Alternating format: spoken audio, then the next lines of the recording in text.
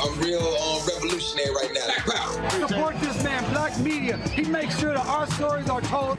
Thank you for being the voice of Black America, Roland. Stay black. I love y'all. All momentum we have now, we have to keep this going. The video looks phenomenal. See, there's a difference between Black Star Network and Black-owned media and something like CNN. You can't be Black-owned media and be scared. It's time to be smart. Bring your eyeballs home. You dig?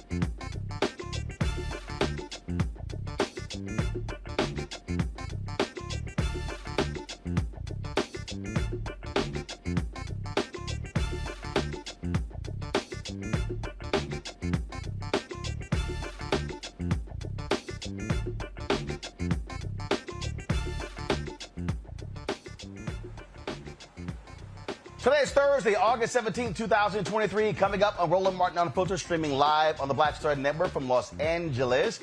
A Texas Trump supporter, a white woman, guess what? Arrested for threatening the life of the black judge in Washington, D.C. We'll tell you about those details. In Mississippi, 2 white men on trial for firing shots at a Black FedEx worker as a mistrial. What the heck is going on? We'll talk with Carlos Moore, the attorney for that young man, to figure out what is going on. BET will not be black-owned. Paramount pulls the offer off the table. I will walk y'all through why it was smart for the black bidders not to give Paramount the $3 billion they were asking for, because it simply didn't make any sense. Also, North Carolina Republicans, they now have a veto-proof majority in the legislature. Guess what the first thing they do? They pass a voter suppression bill. That's what they do. And so we'll talk about that. Plus, Georgia, authorities there are not happy at all with threats from Donald Trump supporters against the grand jurors. They say, we're coming after y'all. It is time to bring the funk. I'm Roland Martin Unfiltered on the Black Star Network. Let's go. He's got it. Whatever the biz, he's on it. Whatever it is, he's got the scoop, the fact, the find. And when it breaks, he's right on time and it's rolling. Best believe he's knowing. Putting it down from sports to news to politics. With entertainment just for kicks, he's rolling. It's on go, y'all. It's Roland Martin, rolling with Roland now. He's funk, he's fresh, he's real, the best, you know he's Roland Martin now.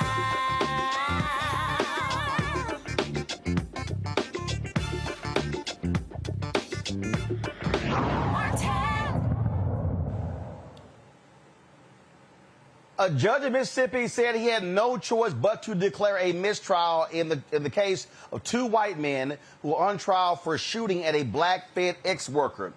Those 2 white men, Brandon Case and Gregory Charles Case, are charged with attempted first-degree murder, conspiracy, and shooting into the vehicle of DeMontario Gibson while he was making deliveries. The judge made the decision because the detective in the case admitted to errors. Brookhaven Police Department Detective Vincent Fernando admitted under oath while the jury was out of the courtroom that he did not give prosecutors or defense attorneys a videotaped statement the police had taken from Gibson. This is what the judge said. You know, during Detective Fernando's testimony, and it's been the subject of motions, he's a very important witness in this case. The court ruled in limine preliminarily that the shell casings found, I believe, in the home were not admissible. And furthermore, that, and everybody agreed on this, both parties, that Mr. Bates, in fact, the defense gave Mr. Bates the ability to essentially ask a leading question, and that is, did you find any handguns in the house? They agreed not to object. The question was asked, and once again, Detective Fernando blurted out, no, but we did find long guns, which was also excluded in limine in a preliminary hearing. And then we get to his testimony, and wherein there's a disc of the victim, Mr. Gibson, writing a statement, and I haven't watched it. I don't know what was on it, and candidly, that really doesn't matter. We don't get to say, oh, well, the rule got violated, but it wasn't that big a deal. That's a decision. It's got to be turned over. In pretrial discovery, it was not turned over. I have no idea whether there were other things that weren't turned over. And I can assure you, no one hates a mistrial more than the court, because once again, we are in the position of coming back here, doing the same thing, and we've essentially spent 3 days that end up being wasted time and effort. But under the circumstances, and I'll quote, the totality of the circumstances, between in limine matters that were testified to, I had to twice admonish the jury to ignore, or once, Mr. Kitchens didn't want me to do it once. Now, folks, the judge, he was not happy at all with the detective. He had some strong words for him. Since I started practicing law in 1993, the policy of the 14th Circuit Court District Attorney's Office has always been an open file policy, which works great, except for the fact that the state of Mississippi can only turn over evidentiary items to defense counsel if they are provided with those items. I don't know when this case was indicted. I don't have it in front of me. I can't remember it. It really doesn't matter. The bottom line is this file should have been turned over to the DA's office prior to the indictment. And by file, I mean the entire file, including a video recorded statement of the victim, which was also requested by defense to the DA's office. Mr. Bates acknowledges that. He acknowledges that he was told that it didn't exist. And lo and behold, here we are on the second day of trial, and we find out something that these attorneys have been looking for at least a week and potentially months is actually in your file. Mr. Fernando, you understand you've got to turn your entire file over to Mr. Bates' office for him to be able to prosecute these cases. Do you understand that? Yes, sir. So you come out with a video of a statement that nobody's ever seen before. Now, it's about a 4.5-minute video there. The judge was not happy. Carlos Moore joins us now from Martha's Vineyard. He is the attorney for Mr. Gibson there. Carlos, I saw a report where the mother of your client just stormed out of the courtroom. She was not happy at all with this mistrial. That's true. Rightfully so. She is very much disturbed by today's developments. Her son has waited long enough for justice. This happened in January of 2022. The indictment was not to November of 2022, and here we are in August of 2023, 2.5 days of trial, and then the judge declares a mistrial. And so it is very disturbing to not only her, but her son and to everyone involved. This is not hard. If you're a cop, you turn over everything that you have to both sides. Correct. So we believe this was very deliberate and intentional on the part of the Brookhaven Police Department. From the very beginning, we have said that they have played favorites with the cases. We do know that the assistant police chief at the time of this incident was Chris Case, who I've been told is related to Gregory Case and Brandon Case. And so they have done everything they can to delay, and to try to help the cases beat this case. So for folks who don't know what this means, walk folks through it, because this is just now more delays. So what are we talking about here? A month, 3 months, 6 months, a year? We don't know. The best case scenario from speaking with the prosecutor is that this could be retried in October of this year. That's the judge's next term of court. However, he already has cases on that on his docket for October, and he may not be able to fit this trial in October. Adding insult to injury, compounding things, is the fact that the prosecutor retires in December. So if he retires in December and a new prosecutor comes in January and has to come up to speed, who knows when this case will go back to trial. Just absolutely gross police misconduct. Just makes absolutely no sense whatsoever. Have you talked to your client? How's he doing? My client is trying to keep the faith. He is discouraged. He is despondent in a way, but he's still undergoing counseling and has been undergoing counseling since this incident occurred back in 2022. But he is not going to give up. He does know that justice delayed does not equate to justice denied each time. And he believes that at the end of the day, once a fair and impartial jury is seated, that he will get justice. And he's willing to fight for however long he has to fight until that day comes. And, of course, new trial means have to go through new jury selection, all of those different things. Carlos Moore, we appreciate it, man. Thanks a lot. No problem. Thank you. Folks, got to go to a break. We come back more on Roland Martin Unfiltered right here on the Black Star Network. Don't forget to support us in what we do. Join our Bring the Funk fan club. Your check and money orders are critically important for us to be able to do what we do. So send the check and money orders to P.O. Box 57196, Washington, D.C. 20037-0196. Cash App, $ RM Unfiltered. PayPal are Martin Unfiltered. Venmo is RM Unfiltered. Zelle, Roland at RolandSMartin.com. Roland at RolandMartinUnfiltered.com. You can also, of course, download our Black Star Network app, Apple phone, Android phone, Apple TV, Android TV, Roku, Amazon Fire TV, Xbox One, Samsung Smart TV. And be sure to get a copy of my book, White Fear, The Browning of America, Making White Folks Lose Their Minds, available at bookstores nationwide. Also, you can get from Amazon, Barnes & Noble, Target, Books A Million. Download the audio version on Audible. We'll be right back. You go into a barbershop in a 700 credit score neighborhood, black or white. They're talking about their ideas and they're talking about how they're going to move on those things. You go to a barbershop in a 500 credit score, equal brilliance but bad culture. They're talking about other people. You go to a winner's barbershop. Here's what I'm doing. You go to the barbershop of where people feel defeated. They talk about other people, either celebrities or people they admire, but also often, I don't like Joe. I don't like Roland Martin. Well, let me tell you something. I don't understand people. How could you not like anything here you see? You should just be like, this is amazing.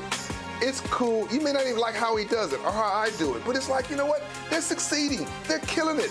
All you should be is, that's fantastic. But if I don't like me, I'm not going to like you. If I don't feel good about me, it's hard for me to feel good about you. If I don't respect me, don't expect me to respect you. If I don't love me, I don't have a clue how to love you.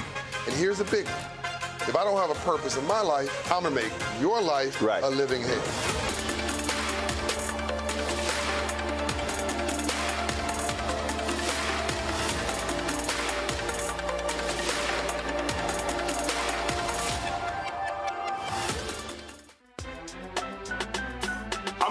Muhammad, live from LA.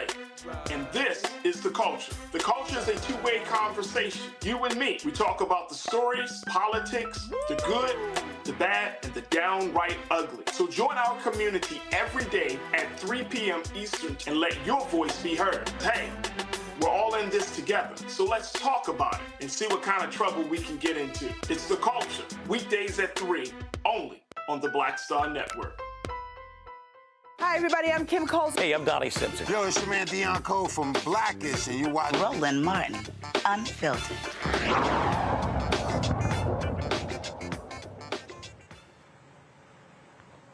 Folks, how many times have I told y'all Donald Trump is going to cause all of these crazy, deranged white supporters of his to go to prison themselves? Check this out. A white woman in Texas has been arrested for making dangerous threats to the judge in the black federal judge in one of Donald Trump's cases.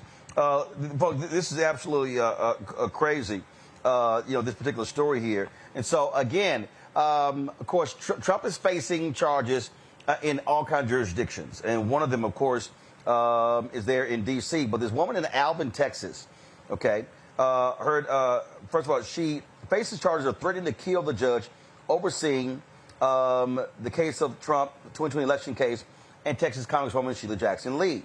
A federal judge ordered Abigail Jo Shry to be arrested and imprisoned pending trial for calling Judge Tanya Chutkan's chambers at the federal courthouse in D.C., threatening to kill her.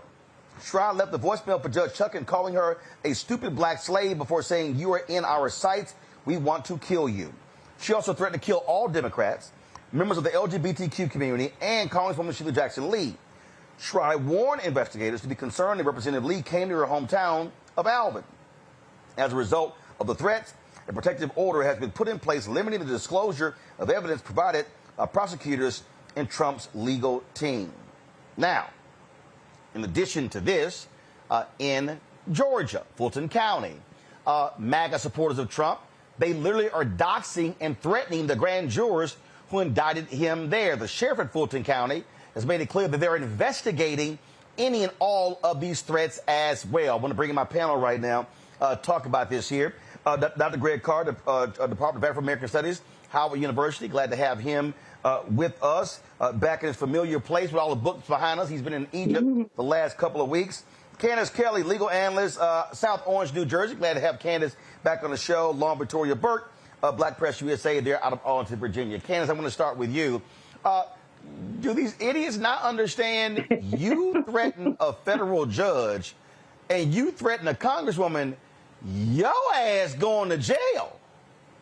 They don't understand that. And the reason they don't, Roland, is because their leader is doing the exact same thing. And that's what they're following. They're following the leader. They don't even understand the implications. You know, the one woman that we're referring to that threatened the judge and threatened the representative, she said, listen, I really wasn't going to do that. I wasn't going to go to D.C. But she did add, but if they do come down here, if I do see Lee down here, well, then I will get her. She didn't even have the wherewithal to understand what she was saying in the midst of potentially being arrested. And again, that is because what we see Donald Trump doing to the grand jury, doxing people, making sure that people know everybody's information, setting it up, saying that, hey, everybody's fair game. And no one has gotten him yet, and that's why he's going to continue to do this until he is actually stopped. I think what's most interesting about this is if you look at other cases, in New York, for example, you can't dox somebody on the grand jury because they don't show the names. In the rape case that he was involved in, and he was found guilty of assault, there were no names that were revealed on that grand jury, and that is because of the simple reason that you want to keep these jurors safe so that they can carry out the law in a way where they won't feel threatened. So I'm not sure why in this particular case, which was so sensitive and racially charged, they didn't just request the grand jury members' names not to be revealed, which they could have done, but for some reason they didn't, and here we are. Well, it's interesting because, Lauren, you actually sent me a text about this. I immediately looked into it, and that's actually the law in Georgia. When an indictment comes down, I was shocked by that because normally grand jurors are private. You don't know who they are. But in Georgia, when they indict, they literally, their names are listed. Yeah, I was shocked by that. I actually thought, when I sent you the text, I actually thought that was a mistake. I thought they'd made a mistake and revealed the names. And then, of course, you went and researched and found that that was the law in Georgia. I was really surprised to see that. And as Candace just said, I mean, you know, the idea that you would put these people's names out and think that they weren't going to get threatened, you've got to be living in another world, an alternative universe to be thinking that. Donald Trump is intentionally trying to incite his supporters to violence. That is what he's doing. I give you January 6, 2021. That's what he's doing. He wants to get people riled up. He's putting out lies about Fani Willis. He's been doing this the entire time. And at some point, someone's got to sanction him. It's a question of who is going to do it. I put my money on Judge Chunkin, but who knows? I mean, I just think that this idea that we're sitting here acting like we're dealing with a normal person, he knows exactly what he's doing. He knows exactly what he's trying to incite. He is going to continue to do it until someone stops him. This is the game that he always plays. And for some reason, Merrick Garland and all these people can never find the guts to do anything. I think it was Nicole Hannah-Jones the other day put out on Twitter a pretty good question. And somebody put out that, you know, if this was some gang leader in some drug case and they did this, there is absolutely no way that that would go for more than 48 hours without some sort of court order coming out. I have absolutely no idea why everybody's waiting for something to happen to do something. I mean, we already have a huge precedent for violence at the United States Capitol.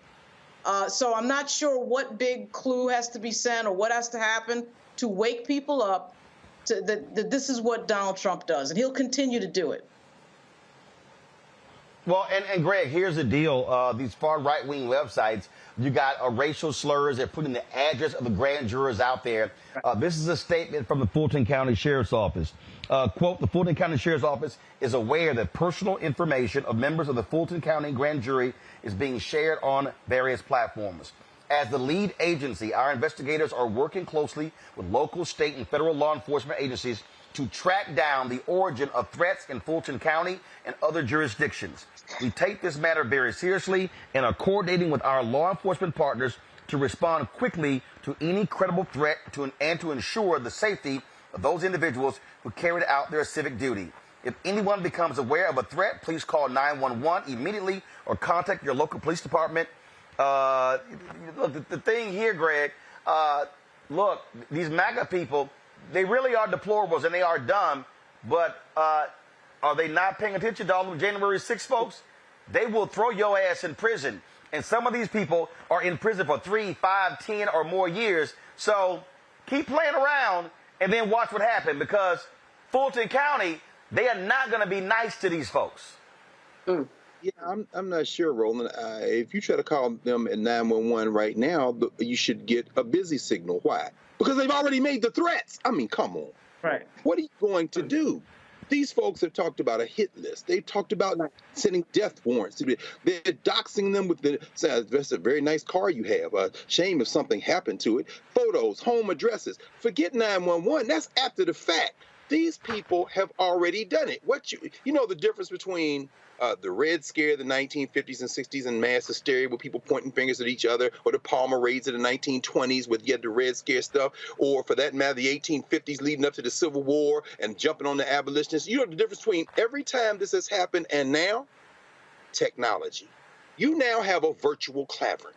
You've got a virtual clavering. Yep. Every one of these white nasties is deputized. The cops can't stop somebody from rolling up on somebody in a Publix or at the QT, or because they got their names, they got their addresses, they're in their social media. I mean, you know, forgive me if I'm underwhelmed by the idea that the Fulton County anything can save anybody from this. And correct me if I'm wrong, Candace, but the feds don't allow you to name the grand jurors. Now, you know, and then that's how you protect grand jurors. The state of Georgia, and I'm sure if we do a little digging, and I'm going to try to do a little digging and find out about this, there's got to be some Jim and Jane Crow reason why they allow you to name grand jurors at this point. I wouldn't be surprised if it doesn't go back that far.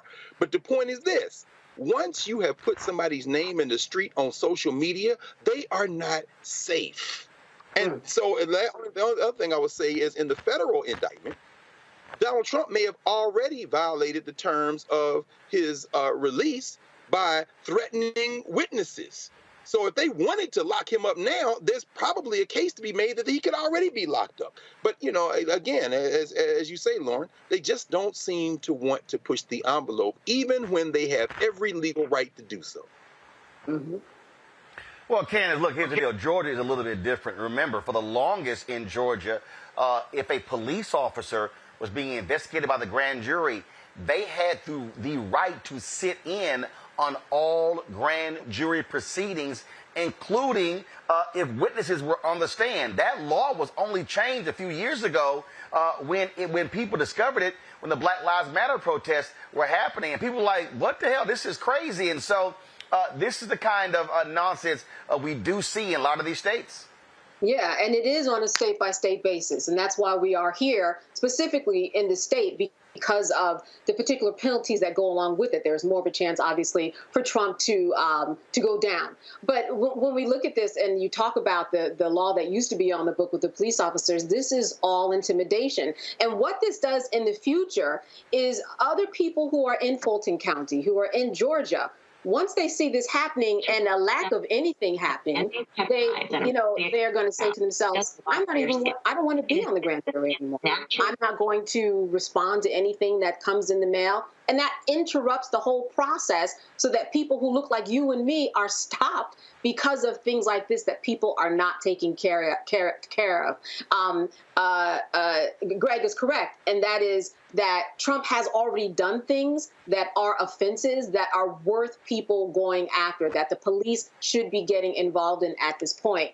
But there's this whole thing about, making sure that they keep him in kind of his own lane, keep him away from the fray so that he doesn't use this as some type of a campaigning tactic. And they're really trying to balance things. I think that's what's going on right now. But he definitely has done things just like this woman, nonetheless, that are wrong and are offenses that he could be and should be penalized or arrested for. Well, keep in mind, you have several people who are indicted with him who literally tried to intimidate those black poll workers in Georgia and went to their homes. This is what they do. Hold on one second. We come back because there are other members of the deplorable MAGAs who literally are threatening political violence and calls for a civil war, but they've been calling for that. Again, the Civil War never ended, y'all. It just had a long impasse. Yeah. We'll break it down further. You're watching Roland Martin Unfiltered right here on the Black Star Network. Hatred on the streets, a horrific scene, a white nationalist rally that descended into deadly violence. White people are losing their damn minds. As an angry pro-Trump mob storms the U.S. Capitol, we've seen shooting. We're about to see the rise of what I call white minority resistance. We have seen white folks in this country who simply cannot tolerate black folks voting. I think what we're seeing is the inevitable result of violent denial. This is part of American history. Every time that people of color have made progress, whether real or symbolic, there has been what Carol Anderson at Emory University calls white rage as a backlash. This is the rise of the Proud Boys and the Boogaloo Boys. America, there's going to be more of this. Here's all the Proud Boys, guys. This country is getting increasingly racist in its behaviors and its attitudes because of the fear of white people. The fear that they're taking our jobs, they're taking our resources, they're taking our women. This is white fear.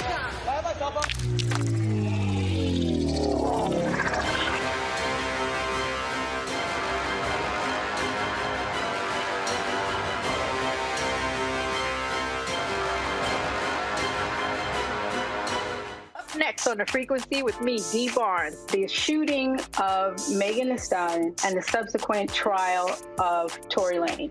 Megan has been treated like the villain. The experience that Megan went through is something that all black women face when we are affected by violence. This is something that's called misogynoir. There's a long history of characterizing black women as inherently bad in order to justify our place in the society. Next on The Frequency with me, Dee Barnes. Hey, what's up? Geek Tony in the place to be. Got Cake Touch at Mama's University, creator and executive producer of Fat Tuesdays, an air hip-hop comedy. But right now, I'm rolling with Roland Martin, unfiltered, uncut, unplugged, and undamn believable. You hear me?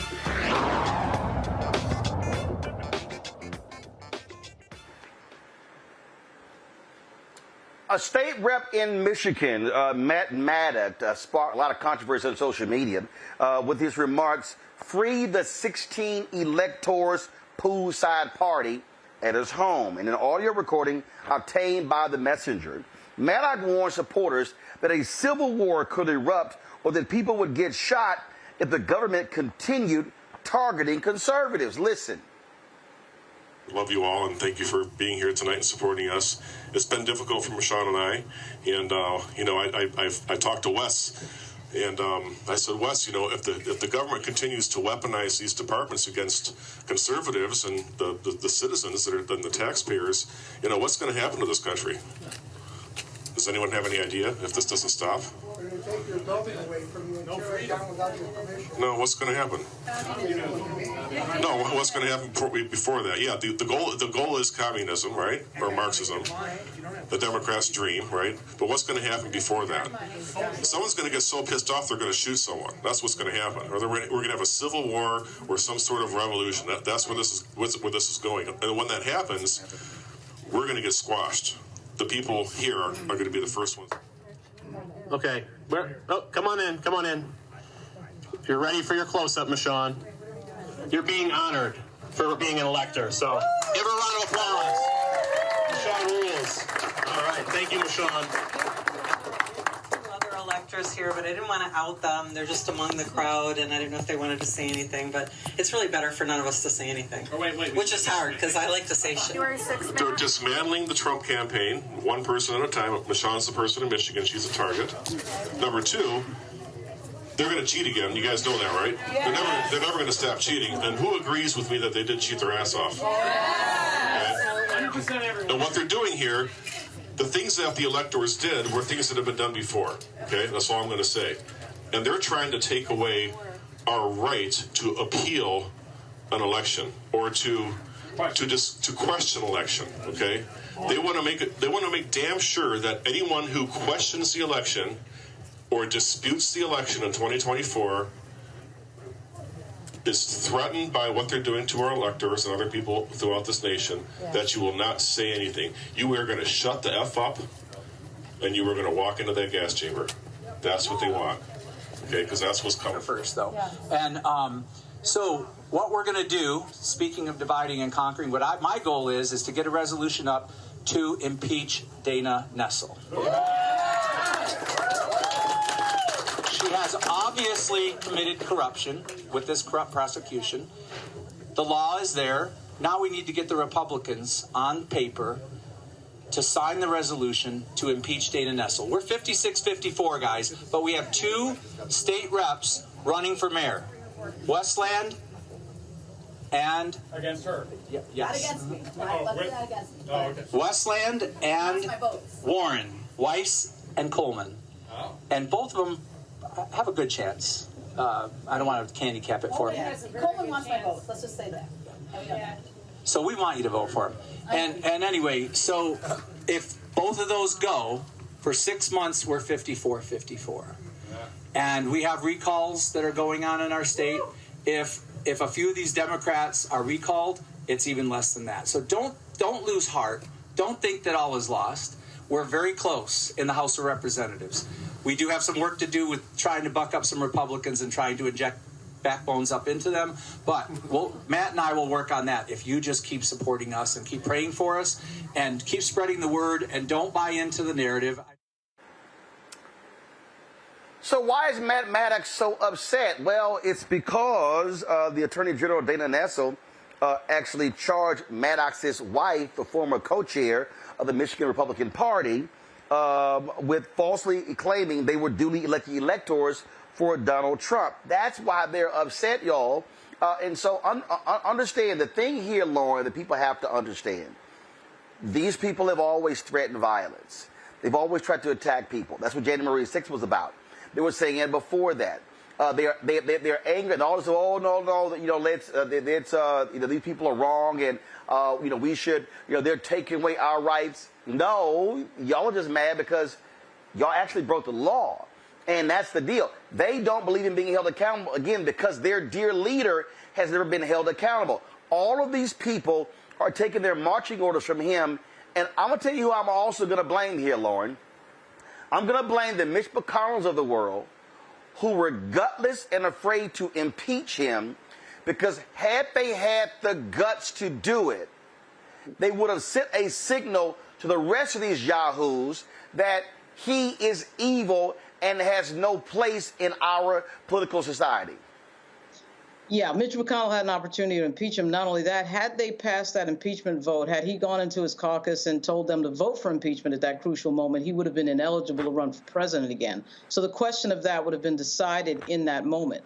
I mean, everybody knows that the entire Trump MAGA movement is built on identity politics and anger, and with an underlaying of if you don't do it our way, we're going to be violent. I mean, they are basically, the other part of this, though, is what Greg brought up, this virtual clavern concept, which is, of course, extremely accurate. Until we get these social media companies regulated and Section 230 dealt with, this is going to go on again and again and again, because as it stands now, these social media companies are not legally responsible for anything on their platforms that causes a problem, or in the case of, January 6th, violence at the United States Capitol. And they're just not responsible for anything on the platform.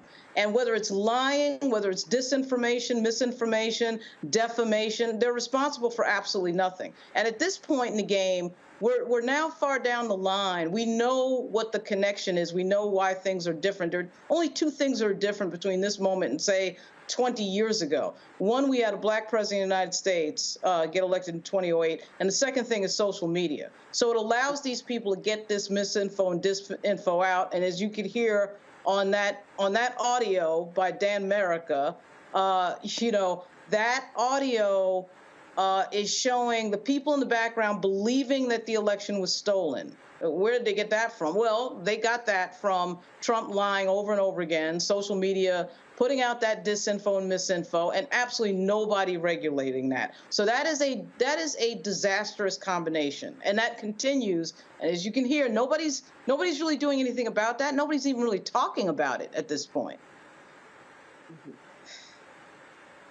But see, here's the thing I think that people really need to grasp. And the bottom line is this here, Greg, and we've talked about this ad nauseum.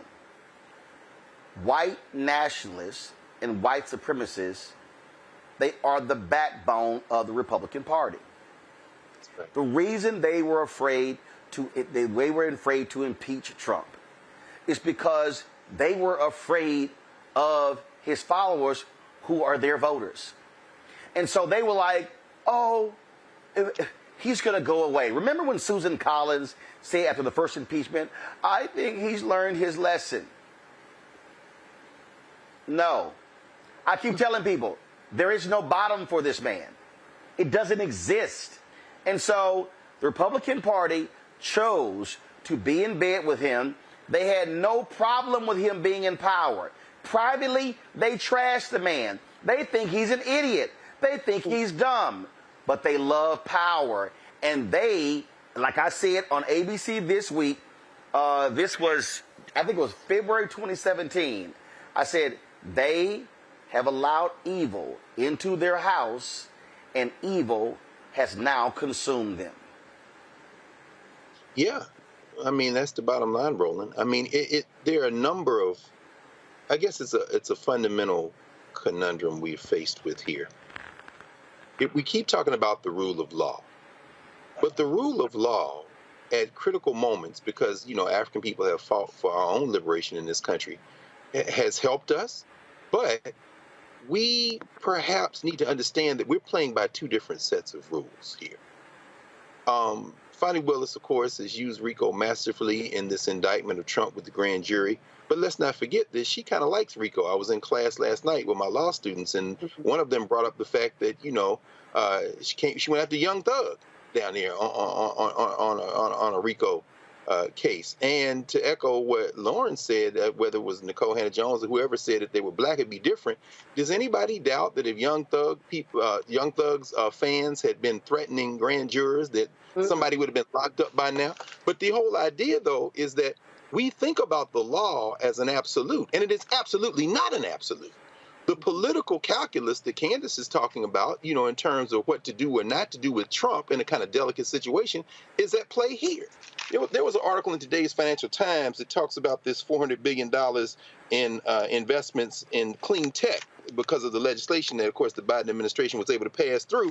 80% of the clean tech and semiconductor investments announced so far this year are in Republican districts. Now, what does that mean? That means that this white nationalist party gets the benefit of a federal government that's working for everybody. So when you say, and when we understand them to be power hungry, it's not just power hungry for benefits. They're getting the benefits. It's power hungry for little niggling reasons. Race is at play here. If the Democrats were in charge of all three branches of government, the Republicans would benefit. But it's not enough to benefit. It's not enough to be a citizen. They are white nationalists. And we have to understand that the rule of law is not going to save us. We keep saying, oh, well, they got to do this about a law. They got to do this about. Set the law aside. I'm very happy, for example, that this guy is talking like this. Matt Maddox, who, by the way, owns 8-1 bail bonds in Michigan, Michigan's largest bail agency. So you know he ain't never going to be against no cash bail. Let them talk. They're using the First Amendment and trying to hide behind the First Amendment. What they're also doing, finally, is this. They are identifying the enemies of our common humanity. And you got to pick a side. It's just as simple as that. They're playing by a set of rules that we don't understand. Well, the thing here, Candace, that I think people need to really lock and load on is that these people have supporters who are in positions of power. Mm-hmm. There are sheriffs, there are police departments, there are lawmakers. They are allowing these things to happen. And so this isn't just, something small. No. They have people who are state senators, state representatives, governors who stand with him. These people, look, you have conspirators, co-conspirators of Donald Trump who are in Congress as we speak, who are chairing committees, Jim Jordan, Marjorie Taylor Greene, Paul Gosar, the list goes on and on and on. These people are still there. They have not been held accountable even by Jack Smith. Mm-hmm. Mm-hmm. Not yet, but if you listen to that audio that you just played a little bit earlier, there was a point where that fake elector was given an opportunity to speak, and she said, you know what, as much as I always like to open my mouth, I'm not going to do it right now. Now, that gives me a little bit of hope because of the fact that she knows the harm and knows the trouble that she is in right now. Now, that's not to say that that carries on to everything and is a cure-all, but she got the message that what she was doing and did is wrong, or else she would have been running her mouth just like everybody else on the audio clip. It is coming, and that's one thing about the law. It may not be kind of carried out in a way that we all look at as fair and just, but you do have to be patient to see. For those people who haven't read the indictment, to look at all the people that you're talking about, the 16 people that were the fake electors, and then the 19 people who were part of what Fani indicted, those 19 people.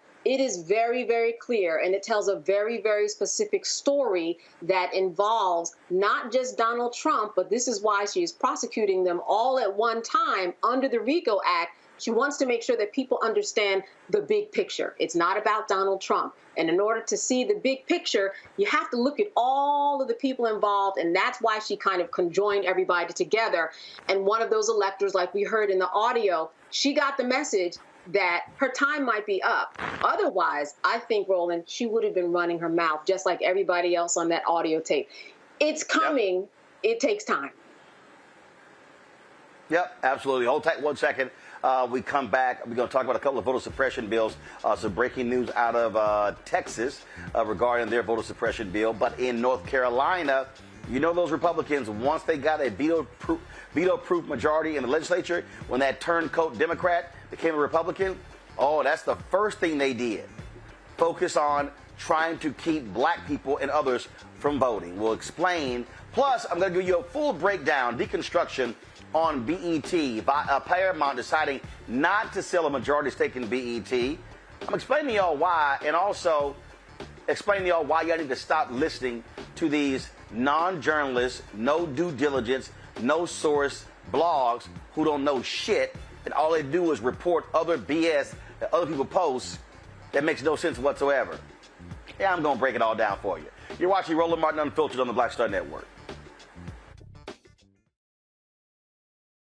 Next on the Black Table with me, Greg Carr. The United States is the most dangerous place for a woman to give birth among all industrialized nations on the planet. Think about that for a second. That's not all. Black women are 3 times more likely to die in this country during childbirth than white women. These healthcare systems are inherently racist. There are a lot of white supremacist ideas and mythologies around black women's bodies, even black people, that we experience painless, right? Activist, organizer, and fearless freedom fighter Monifa Akinwole Bandele from Moms Rising joins us and tells us this shocking phenomenon, like so much else, is rooted in unadulterated racism. And that's just one of her fights. Monifa Bandele on the next Black Table here on the Black Star Network. Question for you. Are you stuck? Do you feel like you're hitting a wall and it's keeping you from achieving prosperity? Well, you're not alone. On the next Get Wealthy with me, Deborah Owens, America's Wealth Coach, you're going to learn what you need to do to become unstuck and unstoppable. The fabulous author Janine K. Brown will be with us, sharing with you exactly what you need to do to finally achieve the level of financial success you desire through your career. Because when I talk about being bold in the workplaces, I'm talking about that inner boldness that you have to take a risk, to go after what you want, to speak up when others are not. That's right here on Get Wealthy, only on Black Star Network.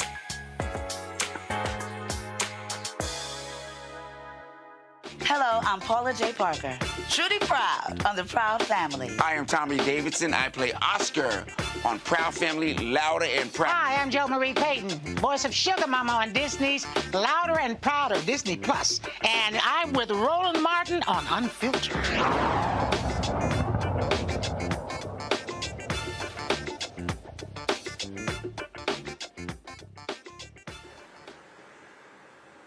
All right, folks, this breaking news from Market Live's Democracy Docket. Federal court strikes down a portion of the Texas voter suppression law, SB 1, that enacted new ID requirements for mail-in ballots for violating the materiality provision of the Civil Rights Act. More to come. So that was the case out of Texas. Now, in North Carolina, the Republicans there, they now control the legislature. Remember when that Democrat, that turncoat flipped to the Republicans, giving them a veto-proof majority. You've got a Democratic governor, but they now can overrule any decision that he makes. Well, guess what they've done? One of the first things that they've done, they passed a voter suppression bill. So this particular bill in North Carolina just shows you just how utterly ridiculous they are. And remember, these are the same Republicans. A federal court rule had a laser-like targeting of black voters. Okay, the courts previously have struck down their voter ID bills, struck down racial gerrymandering, struck down their racist policies. But now Republicans now control the state Supreme Court 4-3. That makes it easier for them to do their damage. So this bill would impose a variety of restrictions, banning private funding for election administration, shortening the timeline to return absentee ballots from 3 days after Election Day to 7:30 p.m. on Election Day, transferring election crime investigations to the State Bureau of Investigation, excluding any missing witness information from the categories of curable deficiencies, meaning they don't want to be able to fix problems with your ballot, allowing poll observers to freely move around polling locations, listen to conversations between voters and election officials, and take photographs, extending the deadline for challenging mail-in ballots from Election Day to 5 business days after Election Day, requiring same-day registrants during the early voting period to vote on a retrievable ballot after providing required documentation at the polls. These votes will only be counted if the U.S. Postal Service can verify the voter's address via a deliverable notice before the county canvass, which begins 10 business days after Election Day. The bill will launch a pilot program during the primary held in 2024 for signature verification on mail-in ballots. The State Board of Elections will select 10 counties of varying sizes, regional locations, and demographics. As part of the pilot program, ballots that fail the signature verification won't be rejected. Bottom line here, Greg, these white supremacists, they know they cannot appeal to a broad section of voters. Their strategy is very simple. Shrink the number of voters, and they say then they will be able to actually compete and win. Absolutely. They're dying.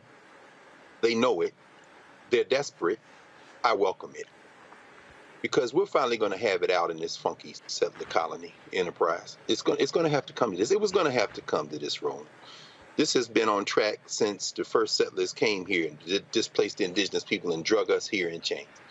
It was going to have to come to this, because if you're going to hold on to white supremacy, you're going to ultimately have to confront the fact that those of us who believe more in our common humanity than any notion of white supremacy are just going to have to fight y'all. I mean, can you imagine if you're in line and you are now talking to a voting official about whatever you need to do to cast your ballot, and somebody comes over there, not even ear hustling. They just gonna sit there and listen to you. Somebody gonna mess around and get their ass whipped in North Carolina. And the Tricia Cotham legislature, congratulations, Tricia Cotham, you who are of the short-lived appointment coming out of Charlotte, you will be voted out of office soon. So, this seems to be the new strategy, whether it be Cotham in North Carolina or the sister down in Georgia, just, run one in one party and then flip over to the white nationalists. Well, you're setting your folks up for a confrontation. You're taking away all of the niceties. Now, as it relates to Texas, as you said there, that case with SB 1, where the judge says, you violated the materiality provision of the Voting Rights Act, meaning that you can't use these ticky-tack errors, these trivial errors, as a pretense to stop people from voting. In that case, it was voter ID, social security numbers, and I guess I think the report was it's scheduled to go to trial on the 11th of September for a lot of folks who have complained about this. It's a very similar strategy. If you can just shave off a few people, intimidate a few other people, get a few other people to say, I'm not even going to go through it. you might be able to steal a few more elections and a few more cycles in a country where there's some more census data has just come out to show that basically everybody 12 years old and under in this country is majority non-white. So they know what's coming. But here's the final thing.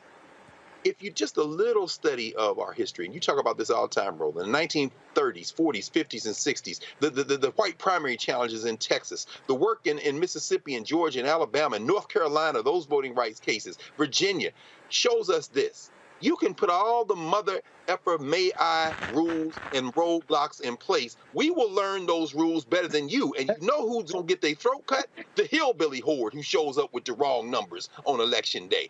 They might mess around and shrink their own electorate if we will get serious enough and remember what our ancestors did and follow these rules to a T while we overwhelm them. Before I go to Candace, this end, Donald Trump's lawyers have responded to the federal prosecutors. They want to start his trial January 2024. These dumbasses with Trump's lawyers, they are suggesting to start his trial in 2026.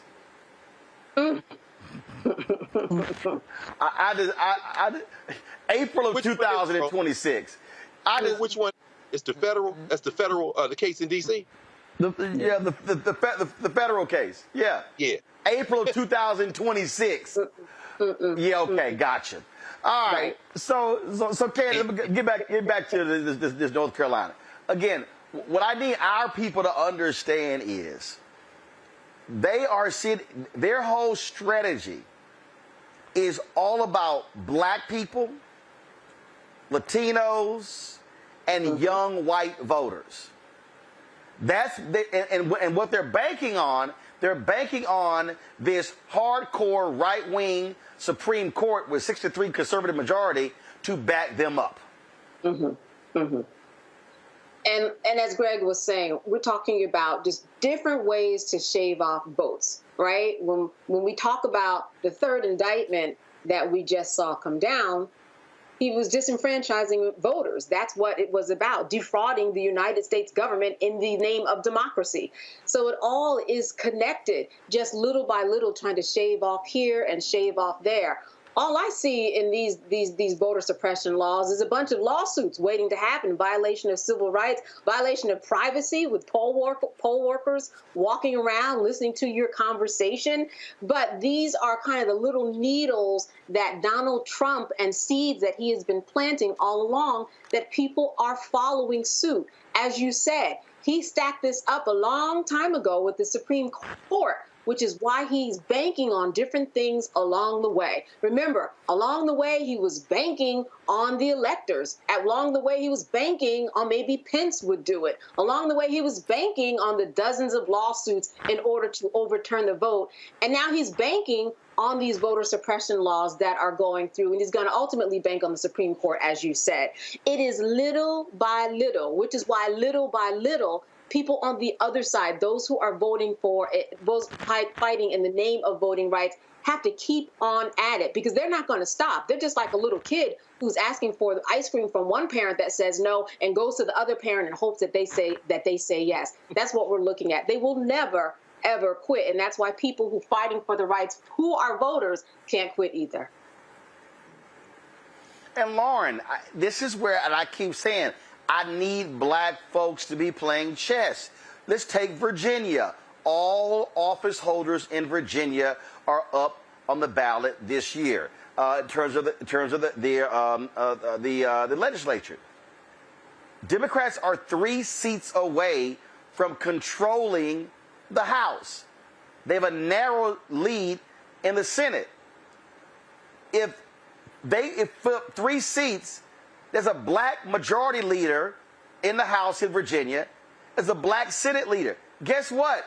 Glenn Youngkin, he can't do a damn thing without the legislature. And so people need to understand that if you want to, and then what they can do? They can pass their own voting laws and dare him to veto them. We have to understand what the power is to change the dynamics.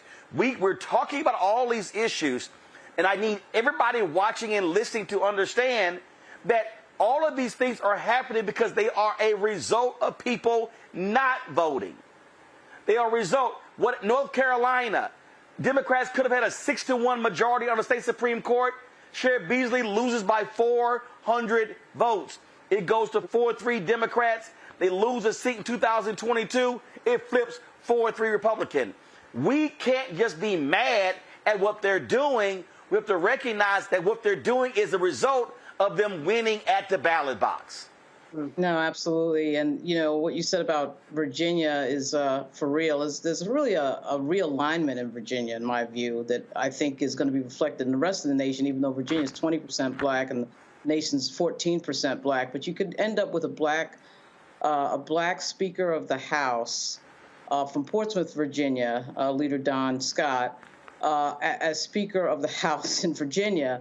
You could end up with a black majority leader in the Senate, which would be Mamie Locke from Hampton, and you could end up with a black chair of the Finance Committee in Louise Lucas. All that happening, by the way, is you have Bobby Scott, who is the ranking member of a major committee as well. All this happening in one of the blackest sections of the Commonwealth of Virginia. And you're already going to have a record number of Virginia state senators who are going to be black and a record number of Virginia state members of the House who are going to be black. So there's a major sort of coming of age in Virginia, and just as there is in the rest of the nation. We see it in Congress with the biggest black congressional black caucus at 58 members. So all of that, of course, is being seen by these Republicans who refuse to change their policies to broaden the tent. And it really is a shame because if you think about the history of the Republican Party, it was Richard Nixon in the 1950s who actually made a speech to that segregation, that the segregated country that we knew of should end. He abandoned that entire thing in 1968. And of course, Barry Goldwater came on in 1968. And by the way, you know, Roger Ailes was Barry Goldwater was 64. Goldwater was 64, and his book, The Conscience of a Conservative, that became their Bible. And many of those Republicans that supported civil rights flipped because of Barry Goldwater, and that's what led to the present-day Republican Party. That's what I was going to say. So at any rate, 68, Nixon abandons the entire idea of going back. They tried it again with the Bushes, right? So George H.W., but really George W., was trying to broaden the tent in the Republican Party. He was trying to get Latinos in the Republican Party, trying to get minorities. Then they abandoned that. What ends up happening, of course, is we have the election of the first black president of the United States. Then the Republican Party then decides at that moment, in my view, to go backwards, to go all the way back, really, to the 1800s. You know, that's a shame because there were moments in there where the Republican Party could have led in another direction. And, you know, by the way, Roger Ailes was an advisor to Richard Nixon. He was the one that married crime and race. And that's why, you know, we still are in this era, the Southern strategy era of marrying crime and race. They're always trying to marry black people and crime. That comes directly from Roger Ailes, who, of course, invents Fox News. And you know, you see what you see from Fox News, the New York Post, and this entire group of right-wing media always trying to put, of course, black people in the most negative light possible. But now they've just gone full on. Now you see DeSantis, and now they're attacking black history. They're trying to effectively erase black history. And it is going to, as Greg Carr, as Professor Carr just said, it is going to come to a collision because this party has decided not to broaden the tent and not to even make any sort of attempt to try to get anybody into that party that would broaden the tent, and realize the two parties are very close. These elections, these national elections, are extremely close, even though Biden won by 8 million votes. The Republicans haven't won a majority in now, 20 years on the national level? So it is going to come to a head. There's no doubt about it. Mm-hmm. But this is the thing, though, that I need our people to understand, Greg, is that first of all, several things happening. Yes, they're making it difficult, but a number of us are voluntarily checking out. Now, I get people who say, hey, I haven't seen substantive change. Get it. I was watching a video, the guys who did the song F Donald Trump, He said, hey, I went in the hood, and a bunch of these brothers are saying, oh, man, you know, we got money. We got those checks when Donald Trump was there. We ain't got checks from Biden. First of all, your ass didn't get no checks from Donald Trump. Okay? It was passed in a Democrat-controlled House. It was passed in the Senate, signed by him. So this notion that Donald Trump alone was sending folk checks is stupid, okay? It's just stupid and dumb, all right? And if you go back and check the record, look at how many Democrats voted for it versus how many Republicans voted for it. And so our people have got to understand that, again, here we are complaining after the fact, but if we check the hell out of elections, yo, they gonna keep running the table. And I just keep trying to explain to people, please, by all means, show me substantially. And I saw that fool Larry Elder was on the Breakfast Club today, just lying his dumb ass off. They were out there just show me substantially what Republicans are putting on the table that is beneficial to black people. And I'm sorry, it is porous and it is a joke. And there is no way in hell, if you are a Republican and you are down with Donald Trump and MAGA, there is no way in hell I will remotely consider voting for you. Right. I mean, Roland, again, I mean, it's the importance of this platform. It's the importance of the work that you're doing. We have to use every tool in the toolbox. This is a full spectrum fight. We have to vote. We have to organize. We have to pool our resources. It's difficult for people to grasp, I think, for some of us to grasp anyway, the fact that facts don't matter. As I said, $400 billion in this tech stuff and you know, new jobs, and 80% of that money going to Republican districts, and yet Ron Johnson, a ghoul, can stand up in Wisconsin and claim credit for something that he voted against. All of these districts getting this infusion of resources, and when you tell them that everybody in the white nationalist party voted against these resources you're getting, it doesn't change a thing. We're faced with the fact that these folks have decided that they're going to throw caution to the wind because people are simply in this country not going to study. Facts don't matter. Today, another member of the Hillbilly Horde in Georgia, this Colton Moore, state senator in the 53rd district in Georgia, wrote to the governor saying that 3/5 of the legislature in Georgia want Fannie Willis investigated. They're going to try to take her out using legislation that passed through the Georgia legislature. And it's making the point you're making, Roland. When you do not register to vote, and you do not exercise your franchise, you leave these hillbillies in a position to push through this kind of thing. And what they're doing, again, to reinforce what Lauren has been saying, they're creating a series of fail-safes. And what you've been saying, if they can't get you through the legislature, they'll get you through the courts, or they'll get you through the state house, the governor's mansion. And as Candace has laid out, what you see is then they will go full menu and take whatever tactic they need to stop you. We have to take that same approach. And part of that approach is making sure you're registered to vote. If for no other reason, if you don't vote, you can serve on a jury. We have to be more intelligent to this, but we have to recognize that facts don't matter. This is not a question of persuading people through logic. This is a blood sport that is speaking to the visceral, most lowest common denominator reptilian brain element of human identity. And I'll to give this here, Ken, as this, again, goes to show you how blatant these folks are as liars.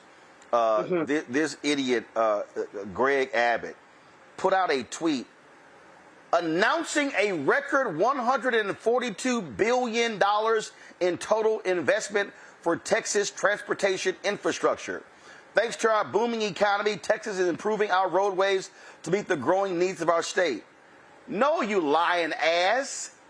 That's because of the Biden-Harris infrastructure bill that your party voted against. This is why what Biden should do is every damn announcement taking place there, that show up and slap your name on everything. This project is courtesy of Joe Biden and Kamala Harris. Same thing. See, this is the thing that there was a story that came out today and they were talking about Terrence Woodbury's information where there was a brother in the focus group who said, Trump got stuff done.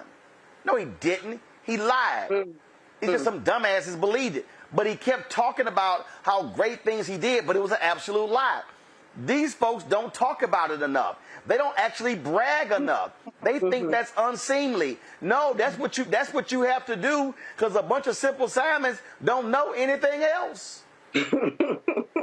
Well, I think one of the things that they're trying to balance, once again, just like the legal system is how much weight are we going to give these stories so that you can give more fodder for Trump to kind of latch his paws onto and make something about it in the media. And there's such a very fine line that you play when you play everything out in what ultimately becomes Trump's world. But what we're seeing right now is Trump's whole defense.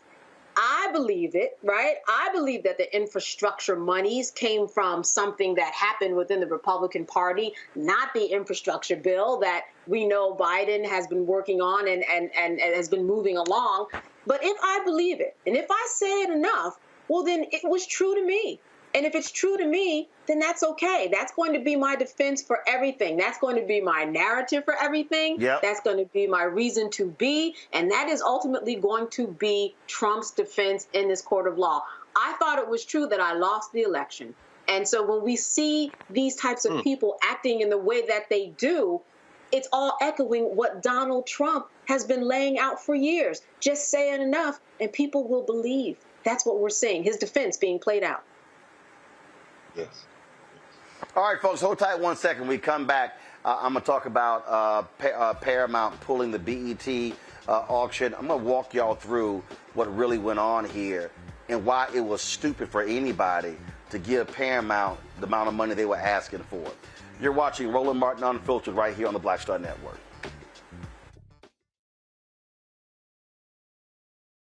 You go into a barbershop in a 700 credit score neighborhood, black or white, they're talking about their ideas and they're talking about how they're going to move on those things. You go to a barbershop in a 500 credit score, equal brilliance, but bad culture, they're talking about other people. You go to a winner's barbershop, here's what I'm doing. You go to the barbershop of where people feel defeated, they talk about other people, either celebrities or people they admire, but also often, I don't like Joe. I don't like Roland Martin. Well, let me tell you something. I don't understand people. How could you not like anything here you see? You should just be like, this is amazing. It's cool. You may not even like how he does it or how I do it, but it's like, you know what? They're succeeding. They're killing it. All you should be is, that's fantastic. But if I don't like me, I'm not gonna like you. If I don't feel good about me, it's hard for me to feel good about you. If I don't respect me, don't expect me to respect you. If I don't love me, I don't have a clue how to love you. And here's the big one. If I don't have a purpose in my life, I'm gonna make your life a living hell.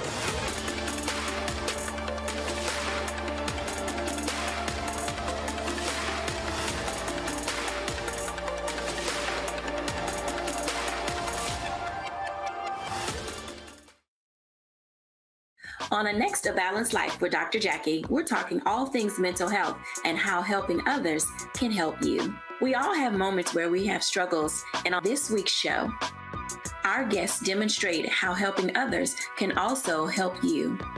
Why you should never stop giving and serving others on a next A Balanced Life here on Black Star Network.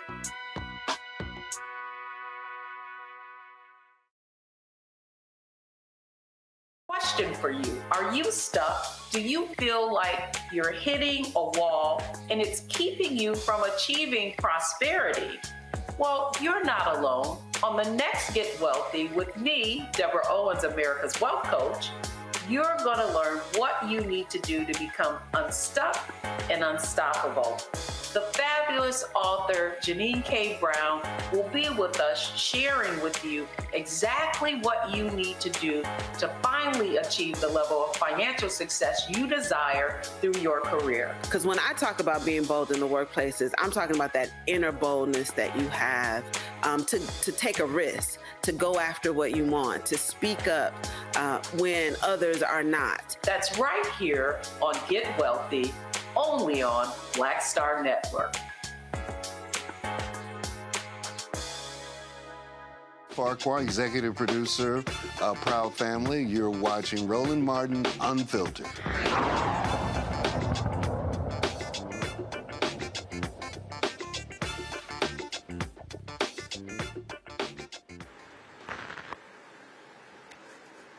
All right, folks, late last night, the Wall Street Journal dropped this story on their website, this exclusive story, saying that Paramount was pulling the deal, guys, come on, get the right graphic, okay? The Wall Street Journal article, okay, thank you. Paramount was pulling the auction of BET. And so what the article laid out, it mentioned that Tyler Perry, Byron Allen, Diddy, and others were bidding on the network, and that the sale of BET was not going to, frankly, help their balance sheet. Now, Paramount, based upon all available reports, they were looking to fetch some $3 billion for majority stake BET. Okay, that was idiotic, okay? Control room, pull the story up from the New York Times when BET was sold, okay? Now, remember, y'all, Bob Johnson and Sheila Johnson, co-founders of BET. They make the announcement, the selling of BET, all right? BET was sold for less than $3 billion, okay? It was $2.34 billion and the assumption of about $500 million in debt. So BET sold for slightly less than $3 billion. So think about that. BET sold years ago for less, was it 99? For less than $3 billion, and your Paramount, you actually thought somebody was going to bid on BET in 2023 for a majority stake for $3 billion? Anybody who would have given Paramount $3 billion for a majority stake, and not all of it, for the depreciating asset, is stupid. And like that's just a dumb deal.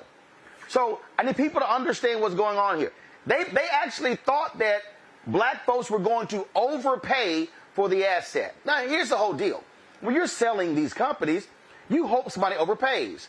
You really hope somebody is dumb like Elon Musk, who completely overpaid by about, $20 billion for Twitter. We see how that's gone. The reality is no cable network is worth any of that. Who told us that? Bob Iger, the CEO of Disney. This is what he said last month on CNBC when it came to the linear assets that Disney owns. Are you staying? Well, let me start with the fact that I did like retirement. I highly recommend it, by the way. You're never going to get to it, Bob. Well, I mean, you did it for 11 months, and that was it. It was a good 11 months. And I came back to the company at the request of the board. It's a company that I started working at in 1974, 49 years ago when it was ABC, and we became part of Disney. And I obviously have deep passion for the company and in the business, and I care a lot about the people. After coming back, realized that the company was facing a number of challenges, some self-inflicted, some caused by changes in the business, large-scale disruption of certain parts of the business. And while a lot of work has been accomplished in the 7 or so months that I've been back, the board believed, and I agreed with them, that there was a lot more work to do. And the timetable that we had initially established, which was 2 years, seemed like it was putting undue pressure on us, even though we're getting at the work really quickly, but to accomplish everything we want to accomplish. So in part it was designed for continued stability and continuity, and also to give a team of very talented executives who work with me, time not only to help me through what is a challenging period, but to develop themselves. Yeah. We sat down in February. You'd been back a couple of months. And I did ask you if 2 years was too short a time. And you said, quote, you can get things done very quickly. Setting the company up for success is what you were talking about. So I wonder, did something change in your calculation of how quickly you can get things done? Well, we've gotten a lot done very quickly. Significant cost reductions, a complete realignment of the company in terms of its structure. Right there, significant cost reductions. In the interview, Bob Iger says that his linear networks, ABC News, ESPN, and others, could be put up for sale. Why? He said because those networks do not have growth potential. Folks, understand what is happening in the media landscape, okay? Cable news used to be here. It's now here. It's going down to here. So perfect example. When ESPN used to be in 100 million homes. ESPN is now in 74 million homes. Now, by the end of the year, they're going to be in less than 70 million homes. Why? Because of cord cutting. Pull the story up. This year is estimated that 9.3 million people are going to cut the cord, meaning they're going to drop cable. 9.3 million. What that means is if you have a cable network, you have a depreciating asset. So if you buy a cable network today, the moment you buy it, the value of it is going to go down because you're losing customers. BET, when it was sold by Bob Johnson, was in 72 million homes. They're now down, folks, in the 60s and the 50s. The game is being changed in cable, in the cable. So it would be crazy to buy an asset today for more money than what is actually worth. It makes no sense whatsoever. If you actually run the numbers, BET at best, if you're going to purchase a majority stake in BET, it's probably anywhere from $1 billion to $1.2 billion at best. Now, why was Paramount interested in selling BET? Because they've been losing money on their streaming service, like all of the networks. Disney has lost $11 billion since 2019 on Disney+. Comcast last year lost nearly $4 billion on Paramount. Warner Discovery, they've been losing money. Paramount is even more perilous position compared to all the other networks because their market cap is small. You might say, wait a minute. It's Paramount, Viacom, it's CBS. Oh, they got the hit show Yellowstone. All that stuff means nothing. Pull up Netflix market cap. Netflix, y'all, pull up Netflix market cap. Netflix market cap is the highest of any media company. All right? Netflix, okay? It's 178 billion market cap. Now pull up Disney. Disney's market cap, okay, the close of today is $157 billion. Pull up Comcast. Comcast is third. Their market cap is 190. So actually it was Netflix, Comcast, and then Disney in terms of market cap. Now pull up Warner Discovery. Warner Discovery, that merger, their market cap is 31 billion. Now show Paramount's market cap. Their market cap, y'all, is less than 10 billion. They are the smallest major media company out of all of them. So they were hoping to sucker somebody black into overspending to buy BET, BET Plus, and VH1. That literally made no sense whatsoever. Now, a bunch of people out there have been commenting all day because they were like, oh my God, I thought Tyler Perry had bought the network. No, that's because a ridiculous website called The Streamer, which I've never heard of, put out this bogus report a couple months ago saying Tyler Perry buys BET. Y'all, the moment I read the story, literally, I knew it was a lie, okay? Now, this is not the actual report right here. This is a website. That, what you just saw was a website remarking on The Streamer. Well, guess what? If you go to The Streamer's website right now, you're going to see a 404 error because they took down the story. Everything in the story was a lie. I literally read it and I said, this is all a lie. But guess what happened? All these dumbass blogs and all these black bloggers, they all put it out there. So it was flying all across the internet. Hollywood Unlocked and all of these people, B. Scott and The Source, everybody and their mama was posting. I'm like, y'all, stop posting lies. They were all lies. The first line of the story said Tyler Perry buys BET from Paramount Viacom. Price wasn't disclosed. Y'all, Paramount's a publicly traded company. They had to disclose the price. Then the fools put in the story, Paramount is hemorrhaging money. They lost $400 million last year. That was stupid. It lost $500 million in the last quarter. It's like, where do y'all even get this from?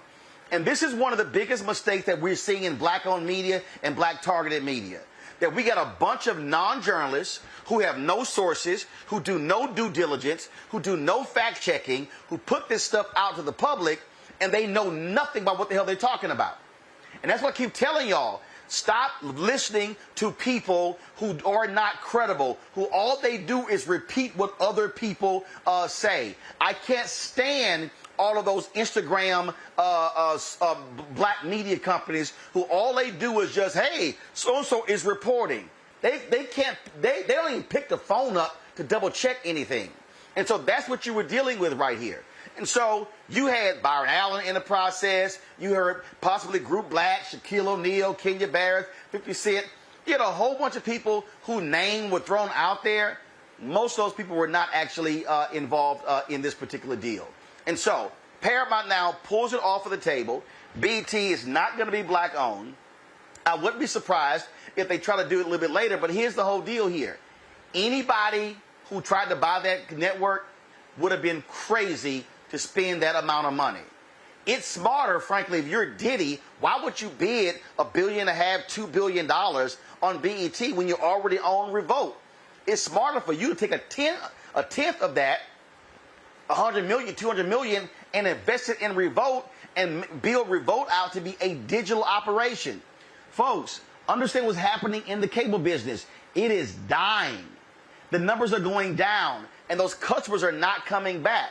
The best thing you can do is try to hope you switch them over to BET Plus, because people are no longer watching linear television, broadcasting cable like they used to.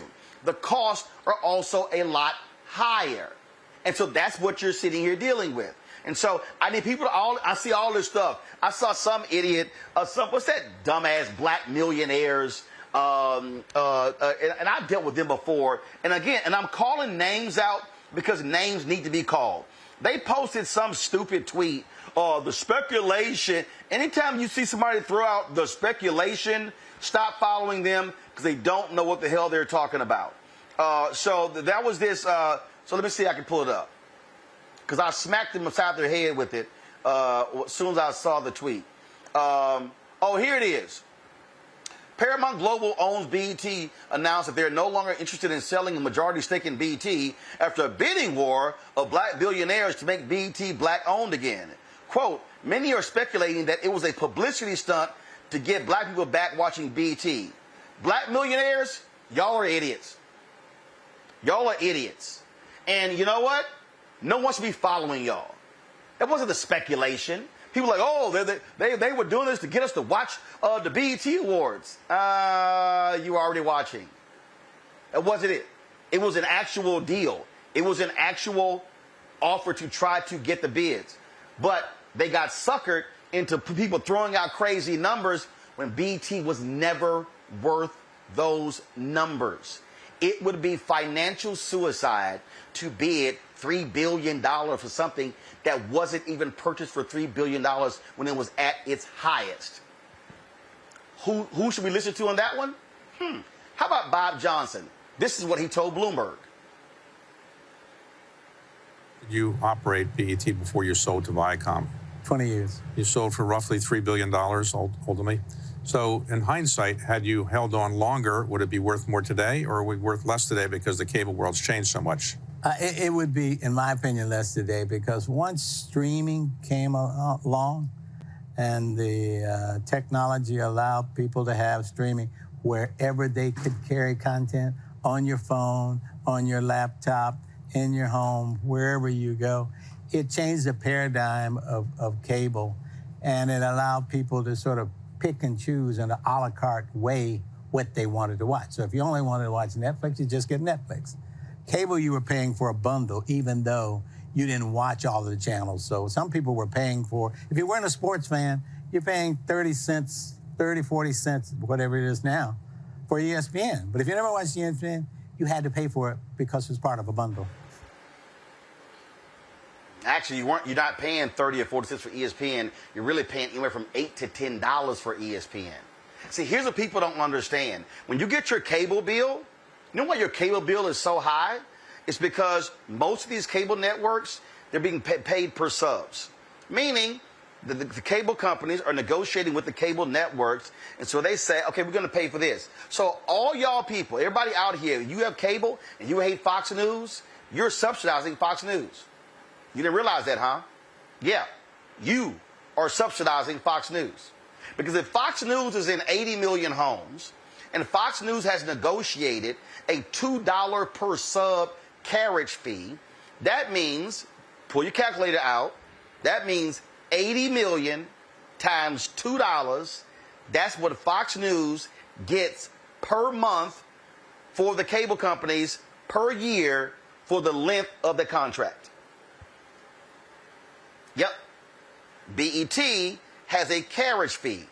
BET's carriage fee could be 25 cents, 30 cents, 50 cents, whatever it is. But just understand in terms of the financial reality. So when cord cutting happens, meaning you say, I'm cutting my cable, that means that the cable companies are losing you as a subscriber, which means that the cable networks are losing subscribers. Pull up the Comcast story. This year alone, Comcast has shed 1.15 million subscribers to their cable systems. That's Comcast alone, 1.15 million. Folks, that's money walking out of the room. If the average cable bill is $100, do the math. 1.15 million times $100 times 12. That's how much money Comcast is losing, and then the networks are losing money. So if you look at BET, the future of BET or any other cable network is going to really hinge on what is their digital strategy. So BET Plus, owned by Paramount, is not a part of Paramount Plus. Why? Because first, Tyler Perry owns 25% of BET Plus. That's one. Two, they actually are appealing to a different customer base. And so when you run those numbers, it makes sense to leave them as a standalone. And so what people have to understand here is that this is all a numbers game. This is a pure numbers game. And so through all the speculation, the white folks didn't want it to be black owned, the white folks, no. They would have sold that sucker to anybody had they come along and put the big number on the table. Because you know who's trying to do the exact same thing? David Zaslav over at Warner Discovery. Oh, if somebody came to David Zaslav right now and said, I'll pay you $20 billion for CNN, he will sell that sucker in a heartbeat. Why? Because he's got $40 billion in debt from the merger between Discovery and AT&T when they took over Time Warner, which now becomes Warner Discovery. And so what I need our people to understand is that this is called the business of the business. Business ain't emotional. Business not dealing with drama. It's dealing with money. And so if you're a Tyler Perry, it's smart not to raise your bid. Why? You see many of the reports out there, they said, they got somebody post, I think the Shade Room posted this stupid post, Paramount got lowball offers. I put on the Shade Room site and say, what the hell are y'all talking about? I said, this is a dumbass headline. They weren't lowball offers. Anybody who bid under $1.5 billion for BET, they were smart because it ain't worth it. It ain't worth what they were asking. And so what we have to understand is that what we're seeing in the media landscape are the major companies trying to sell for a maximum number because they know this sucker is this dying. Probably by the middle of next year, late next year, you're going to see your major cable networks literally be at about 50 million subscribers. ESPN was 100 million 8 years ago. There's 74 million today. They're going to be under 70 million, and Disney is already analyzing flipping ESPN to a streaming-only service. And so television as you know it right now is going bye-bye. All of y'all who keep saying, Roland, I can't wait till you get back on television, this is TV. This is TV. This is TV. The game has totally changed. And so for African Americans, from a consumer standpoint, we now have to make a choice. And that is, if we're no longer going to be spending $150 per month for a cable package, where are we now going to spend our money? So we can't keep demanding, oh, we want to see more news and more this and more that. I saw a bunch of people complaining about the commercial load on my Instagram page at BET. Man, they got too many commercials. Y'all, guess what? BET makes less in ad revenue today than they did 5 years ago. Speaking of ad revenue, if you pull that New York Times story up when BET was sold, in that story from 2001, it said that black-owned media was getting 1% of the advertising dollars. I need y'all to hear what I just said. In the 2001 story in the New York Times about BET being sold to Viacom, that story said black-owned media was receiving, get this, was receiving 1% of all advertising dollars. This is 2023. It is 2 years later. We're at, right now, between 1% and 2%. So if you want to understand also why BET is less valuable, it's because BET has getting a short shrift because they have black consumers. I want y'all to go look at Brett Pulley's book, The $1 Billion Bet, the unauthorized biography of Bob Johnson and BET. In that particular book, he writes that when Mel Karmazin, who was the CEO of Viacom, and Sumner Redstone, who owned Viacom, when they looked at BET, they said that BET was getting $1,500 for a 30-second ad, the same ad MTV was getting for $8,000. Let me repeat what I just said. BET was getting $1,500 for a 30-second ad that MTV was getting $8,000 for an ad. Let me go to magazines. Ebony Magazine was getting $20,000 for a full-page ad that Esquire Magazine was getting $200,000 for. So, the advertising industry has said, black people, you are less than white people, because we are going to spend less money on you to attract you than we are the white consumer. If you go back to that New York Times article, in the article, Mel Karmazin was quoted as saying, we think that we now can derive more value out of BET because we can sell BET spots at a higher price than they were being sold independently. Run the numbers. They are still black, and they still aren't getting the same value. And so what I want us to do is to understand why the business of the business matters. I want us to understand it's not as easy. People say, well, Tyler should just get with Oprah and launch a network. Oprah launched a network with Discovery. It was 50-50. They spent $381 million their first year. Guess what? Oprah has now sold her equity stake in OWN, and the Warner Discovery owns all of it. I think she maybe kept 5%. Bottom line is they own 95% of it. And so understand, oh, Magic launched a network. Nah, no, he didn't. Magic don't own Aspire. Okay, white-owned company owns Aspire.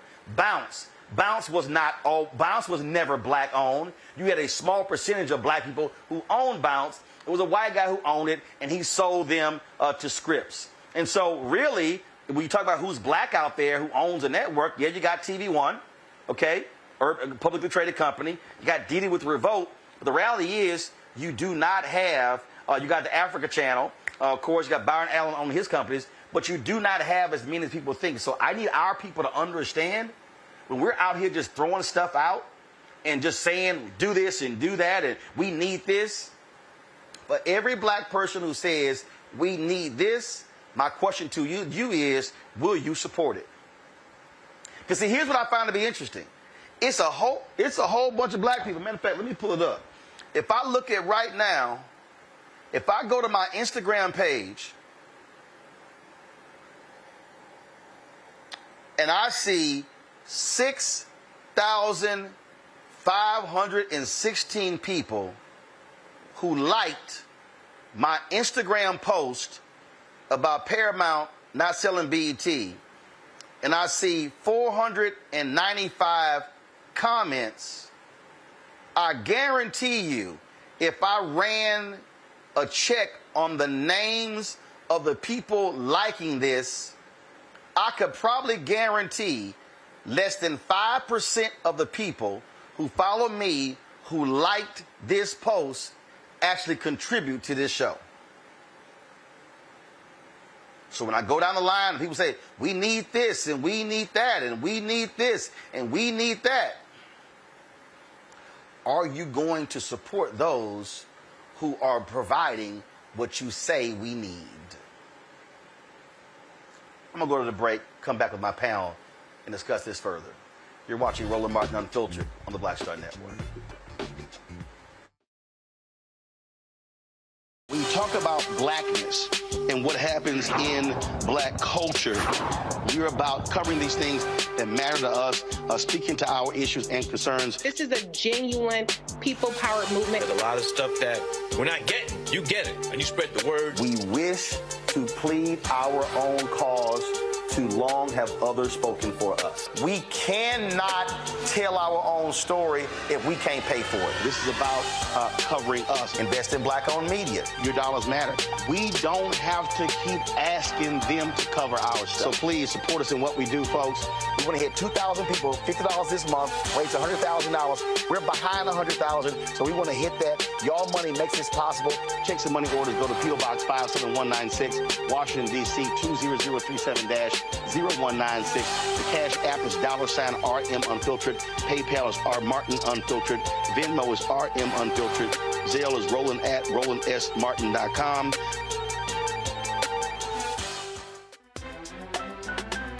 I'm Faraji Muhammad, live from LA.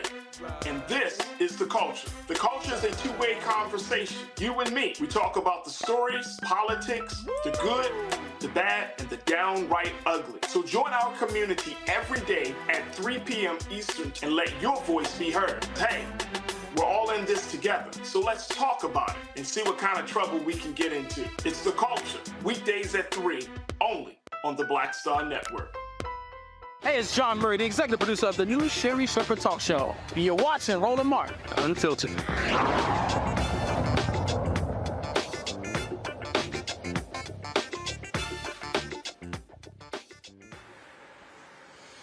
All right, welcome back to Roland Martin Unfiltered here on the Black Star Network.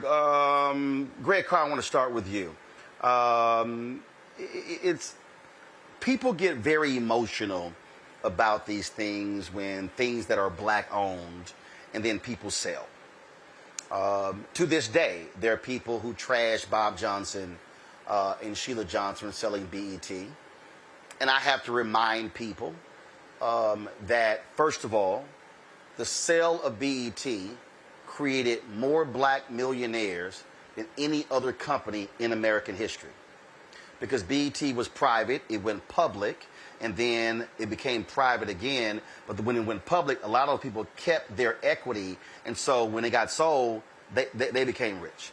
And so right now, Bob and Sheila Johnson actually own more stuff, have more black employees than when they had BET, because they've been able to buy hotels and dealerships and all kind of stuff along those lines.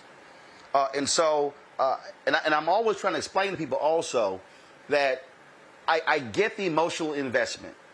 But when you weren't the one who was there trying to make payroll, keep the lights on, it's a little hard for trying to say what somebody else should do, what they shouldn't sell. But I think what I want, why I'm walking this through, and I remember when I broke down the whole deal with Black News Channel, I needed our people to understand that it's not so simple just to say, well, do this and do that and partner with so-and-so without understanding really where this business is going and the mechanics of this business. There are people who've come to me and they've said, why aren't you doing this and why aren't you doing that? And I'm like, where's your check? Because it's real easy to say what should be done unless you're the one who has to finance it. Because I know for a fact that in the first year of this show, it was negative $391,000. I used my speaking fees to keep the show going. I know what I personally gave. I know exactly what that number was because that was my money. And so when we talk about even this, if you are a Tyler Perry, and the New York Post had a story in June saying he wasn't going to increase his bid, it was a great story, and it was a smart deal. Because His whole deal is, I'm not going to pay for your mistake. It's smart business. I need more of us to understand the business of the business and not the emotion of the business. Yeah, Roland, of course, I don't think there's anybody, and certainly if anyone could say that they understand the ins and outs of media business as well as you do, that's the best they could aspire to. Nobody's going to understand it better. Black, white, or polka dot. And you consistently walk us through these things, and it helps us understand this. I will confess that I have no investment in black millionaires at all. I think I agree with Kwame Nkrumah here on Marcus Garvey's birthday, interestingly enough. And Nkrumah, influenced by Garvey, but he said, the presence of millionaires in a society is no evidence of progress. In fact, it might be evidence of structural inequality.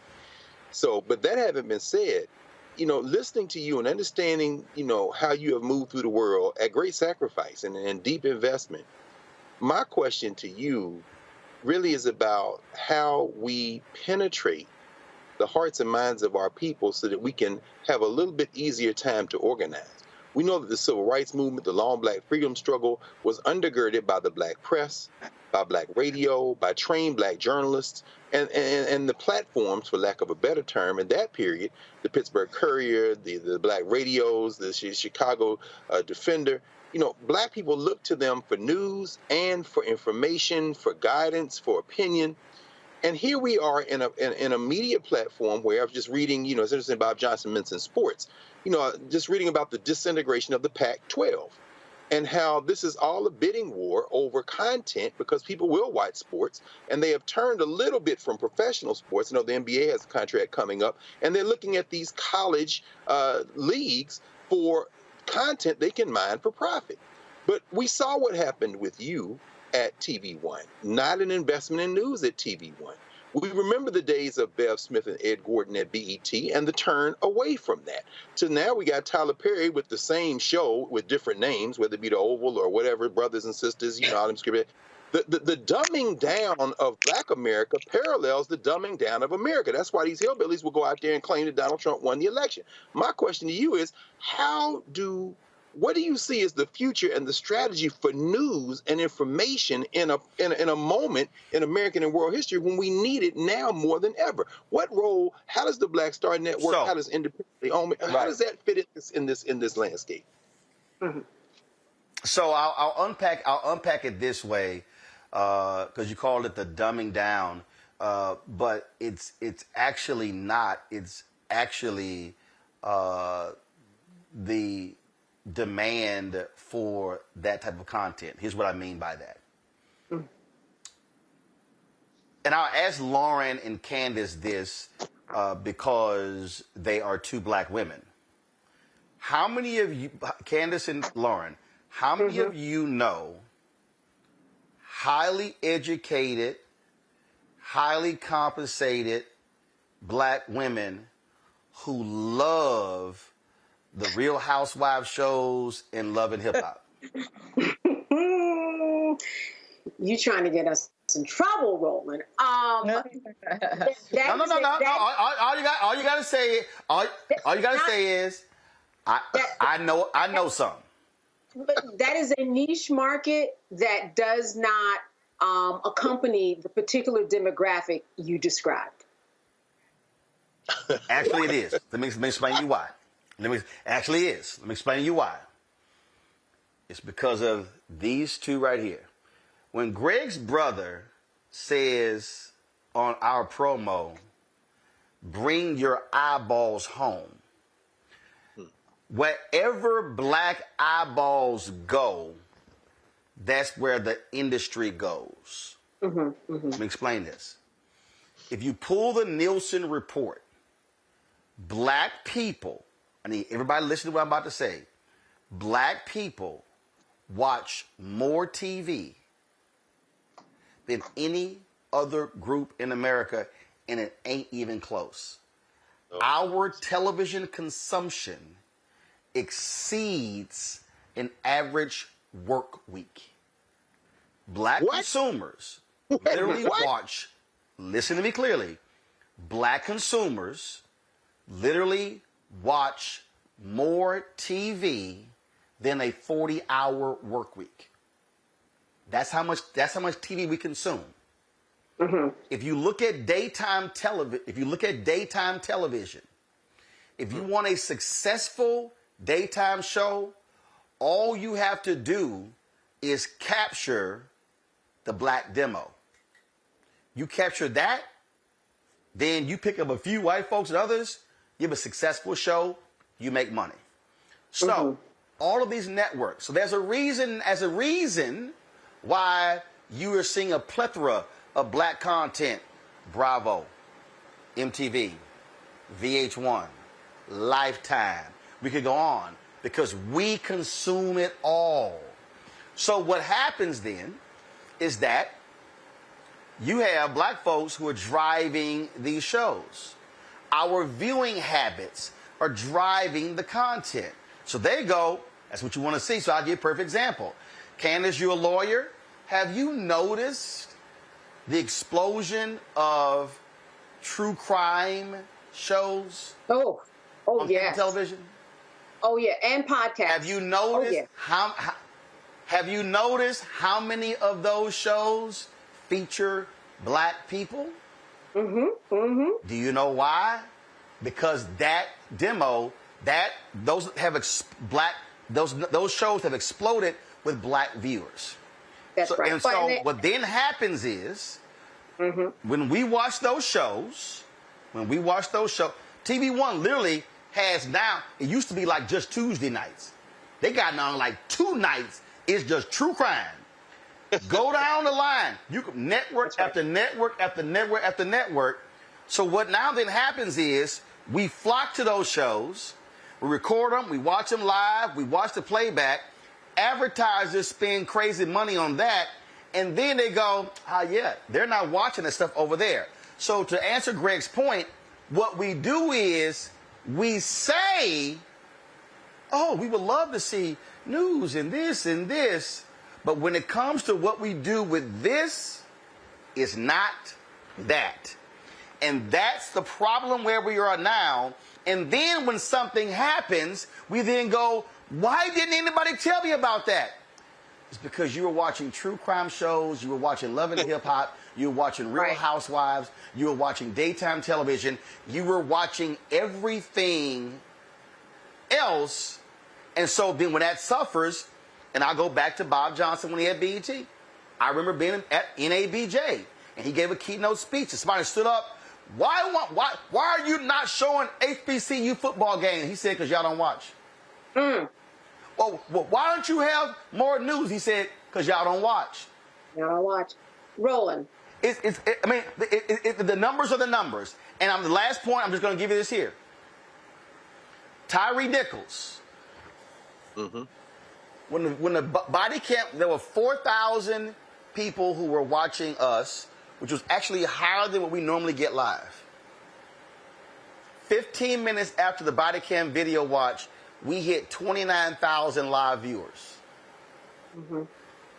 The other day, what was the big story that happened a week ago? What was it, Kara? I forgot. Something happened, and everybody came to see what I had to say. I don't know what the hell just happened. I can't remember what it was. We almost had 10. Oh, I'm sorry. No. It was Montgomery. Okay. The Monday after the brawl, almost 10,000 people watching live. So they're there. We're choosing to watch something else until we go, oh my goodness, let's go find a black news guy. It's our viewing habits. It's our consumption. Candace, go ahead. It is our viewing habits, but it's also the fact that there's a lot of good TV out there, black and white. So you just have more choice. And like you said, when you're dealing with the cable network, that cable is like the car that's driven off of the lot. It's just gone down. The same way that we're home now, when we're working from home, all of that has permanently changed. You are correct. I worked at BET News when it was sold. I worked at BNC when it closed down. So, we know that the viewership is just not there. But Roland, you're ahead of the game. And I'm not just saying this because I'm on the show, but when you are doing what you are doing, you're doing what the whole world is doing all day long. They're on their phones, they're on Instagram, they're on social media, they're looking at clips from various news organizations and people like you, which is a news organization, and they're getting their information in their hands. As you said, they are cutting the cable. Another thing I want to say about this story is that you're right. People need to do more diligence when it comes to finding out that when you have a bid for something like a BET, there's a closing date. You can't say by law that you sold it until the closing bid date has begun. As you said, one phone call from any journalist could correct a headline in any minute, but they didn't do that. And the process closed this week, which is why they took it off the table. Everybody, even people who we haven't even heard of in the headlines, there have been so many Black organizations and moguls who have bid for BET. Tyler Perry did the right thing. I think it was a little bit of strategy. You know what he didn't do? When all the headlines said that, hey, he's going to buy BET, or actually he bought BET, he didn't say anything. And that was a good move on his part, because he said, you know what? I'm out there. People think I'm out there. I'll probably scare a few people off, and I'm going to have this whole lane to myself. So all I'm saying is that everything but they also, that you are... But they also couldn't say... They also couldn't talk because, frankly, there's an NDA process. Bottom line is, you can't be out there just talking. Remember, it's a publicly traded company. So it was. But again, there were people, Lauren, who were saying, "Well, you know, why didn't Tyler refute these lies?" I was like, because he doesn't need to. Call out the liar. I'm telling you, what drives me crazy, and I will say this, Lauren, and I got no problem. It pissed me off when I saw an NMPA writer write up a story saying Tyler Perry bought BET based off of a tweet of Rolanda Watts. And I was like, who the hell even allowed that story to even, who hit send? And this is the fundamental problem that we're seeing, Lauren, in Black-owned and Black-targeted media. We're not having real journalists. We're having people just respond to stuff. They don't make one phone call. They don't check with nobody. They don't know nobody. And I'm like, and you slapping your name on a byline, and you didn't know what the hell you're writing? I mean, and I remember I seen that article, and they literally quoted Rolanda Watts as the source and didn't even quote her in the article. And what Rolanda was responding to was that story from the streamer. It was the dumbest thing I've ever seen in my life.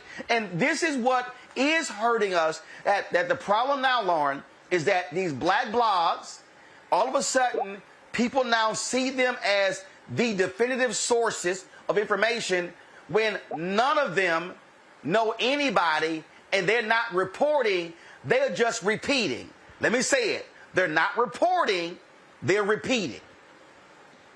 Yeah, you know, you can expand that out, Roland, to like the New York Times and the Washington Post. I mean, I've seen it as an accidental crisis manager where major news organizations have not made a phone call and seen a press release and put it in the paper in an hour's time. And the reason for that is that there's a collision, as you know, of local media, small media dying on the local level in this country.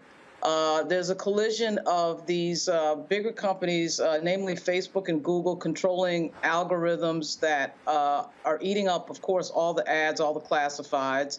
So that money that was made by the small papers is gone. So now the money is made by click-through rates, clicks on ads on the left-hand, right-hand, top nav.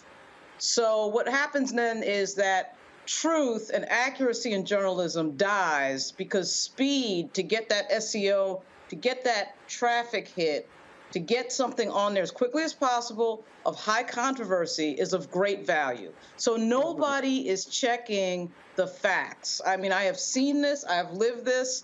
I cannot tell you how many times it has happened where I have seen completely inaccurate information get into major media organizations because they wanted it up first and they checked absolutely nothing. Okay, so there's that. Where the money is being made is on the clicks, and when the money is being made on the clicks, nobody cares about the facts. Nobody cares about the truth. And I know a lot of people who try to deny that in the news industry. They are fooling themselves. They're lying to themselves.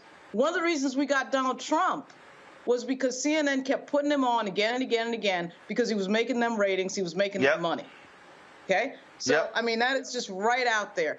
The other thing is, I mean, to your other point with regard to the future of the business, I mean, I don't know about you, but I spend most of my time now on YouTube. And the reason I spend most of my time on YouTube is usually because I'm trying to learn something about something I'm trying to figure out, or because someone on YouTube is analyzing something that I care about at a deeper level than any of these corporate media companies. Of course, that includes this show, but there's other shows that will take one topic and analyze the hell out of it.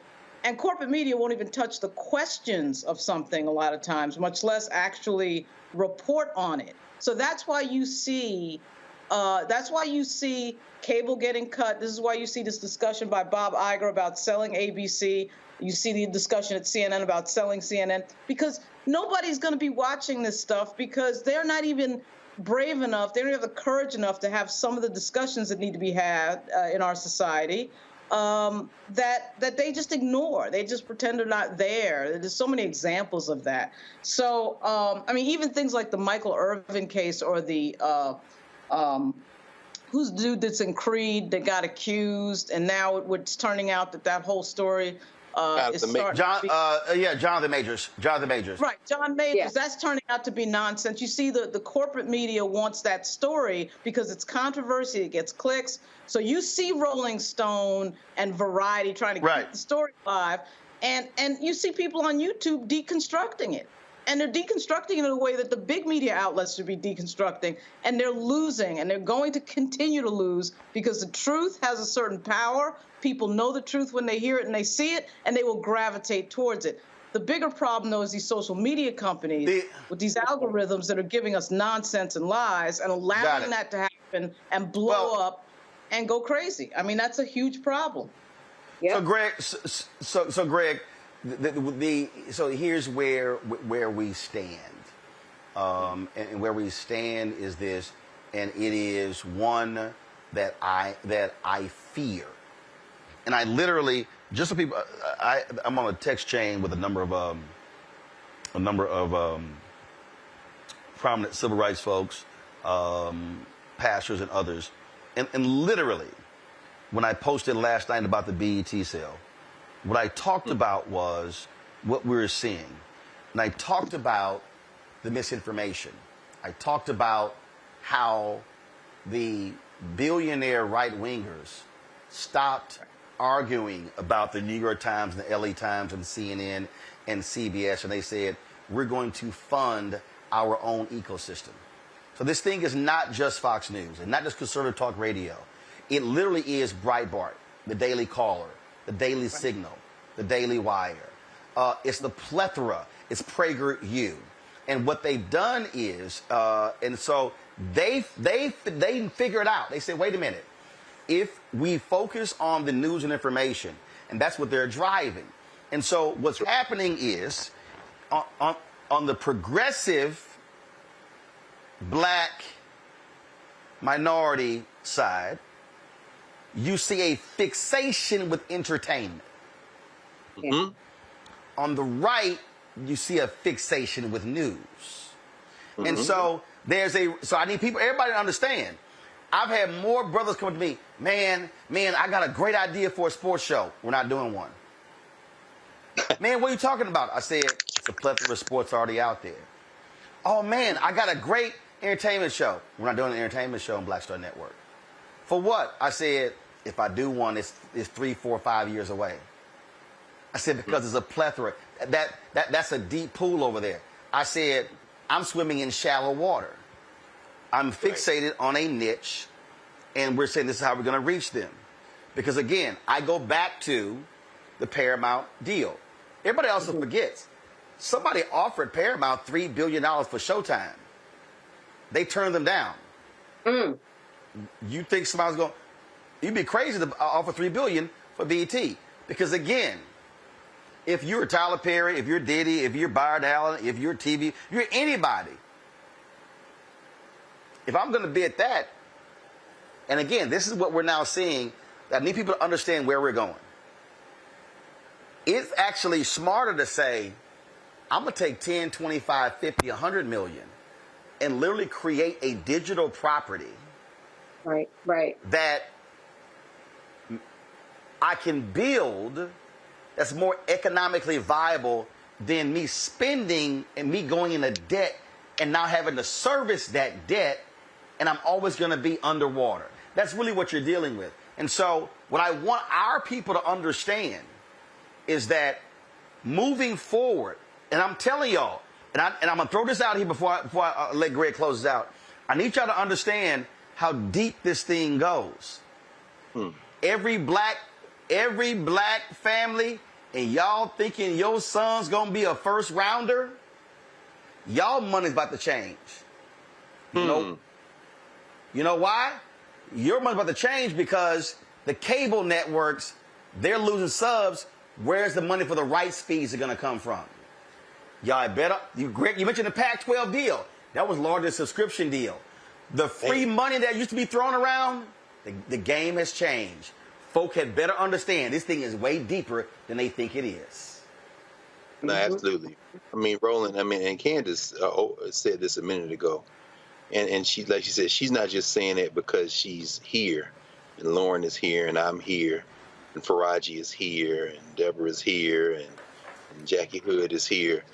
She's not just saying that because Reese is here. And, the Black Star Network is doing something that is, in the teaching profession, we call it God's work. It's thankless work. People might not necessarily understand it, but as you said, when there's something that folk need some reliable information on, you see the numbers explode. They come here. And Lauren, when you said you watch YouTube a lot, I try to stay out of digital world because I try to continue to be analog, as you can see, but I can't fight the future. So I look at YouTube a lot too for that very same reason. And I'm saying this to say that, we saw what happened to Bomani Jones at HBO or ESPN. High quality analysis. He couldn't stand. And then you see them throw something out, Comedy Central with Brother Leonard or Charlemagne, whatever he calls himself. That ain't high quality analysis, but they trying to strike the right chord. The idea of intelligent, penetrating, humorous at times, angry at times, but always consistently high quality analytical work, what Jacob Carruthers would call intellectual warfare. That's what you get with the Black Star Network. There's a lot of that stuff out on YouTube, but the difference between this, and I didn't know what the term OTT meant, over the top meant. Roland, you've built out a platform now that's not just YouTube, not just Facebook, not just Instagram, but literally its own platform and channel. And when folks subscribe, when folks hit the likes on YouTube and help try to drive the algorithm, that's extremely important, but you're not just relying on that. You've built out the entire network. And as Candace said, you're ahead of where these people are trying to go. Now, I said I didn't care about millionaires, but I will make an exception to that. Let me make an amendment to that. I care about millionaires and billionaires if they're going to do what the Ed Blooms of the world do, what the Mercers of the world do. In other words, I'm going to give you $100 million, Heritage Foundation. I'm going to fund you, Sarah Fisher, to attack affirmative action. I'm going to create a whole-ass fake organization called SFFA and wipe out affirmative action. If we're going to have some black people line up to do that, and I'm not saying that Robert Smith hasn't invested. He gave some money to the New York Times for the 1619 Project, and that's beautiful. But that ain't that, bruh. You need to get that money to the Black Star Network because the New York Times going to be fine. This is what it comes down to. When you approached me and said, bro, would you consider perhaps doing a show? Would you write a treatment? The thing that came to mind was, I said, what I don't see is, and I'm only saying this by comparison because people know the name Charlie Rose. We don't have a black Charlie Rose, so let's do the Black Table where I'll put that content up against anybody doing anything, anywhere. And I'm not saying that because it's me. I'm saying that because people come into the Black Star Network and they expect to be engaged, they expect to be elevated, and when authors and lawyers and doctors and critical people of any racial background come through the Black Star Network, they come away with, this is the level of quality that I am glad that I got to participate in because this is the type of education that's going to help our people. You've got to support it. Why? Because our billionaires ain't writing checks like this. The white billionaires, the white nationalist billionaires are strictly just funding this thing cold-blooded. Moms for Liberty, funding this thing cold-blooded. And when they do that, they are able to penetrate and raise this to the level that they need. I'll end with this. We don't have that kind of money, but we do have people.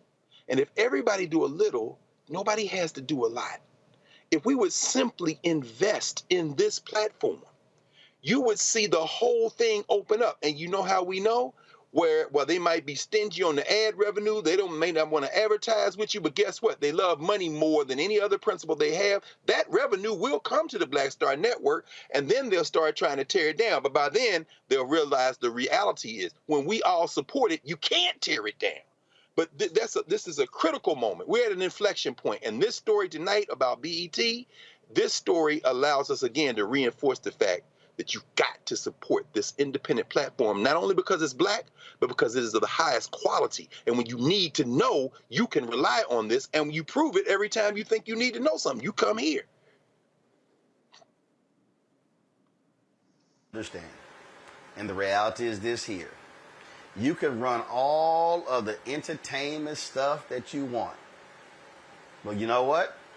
When January 6th happened, folk were like, what we gonna do? When Trayvon killed, when George Floyd murdered, we can go down the line.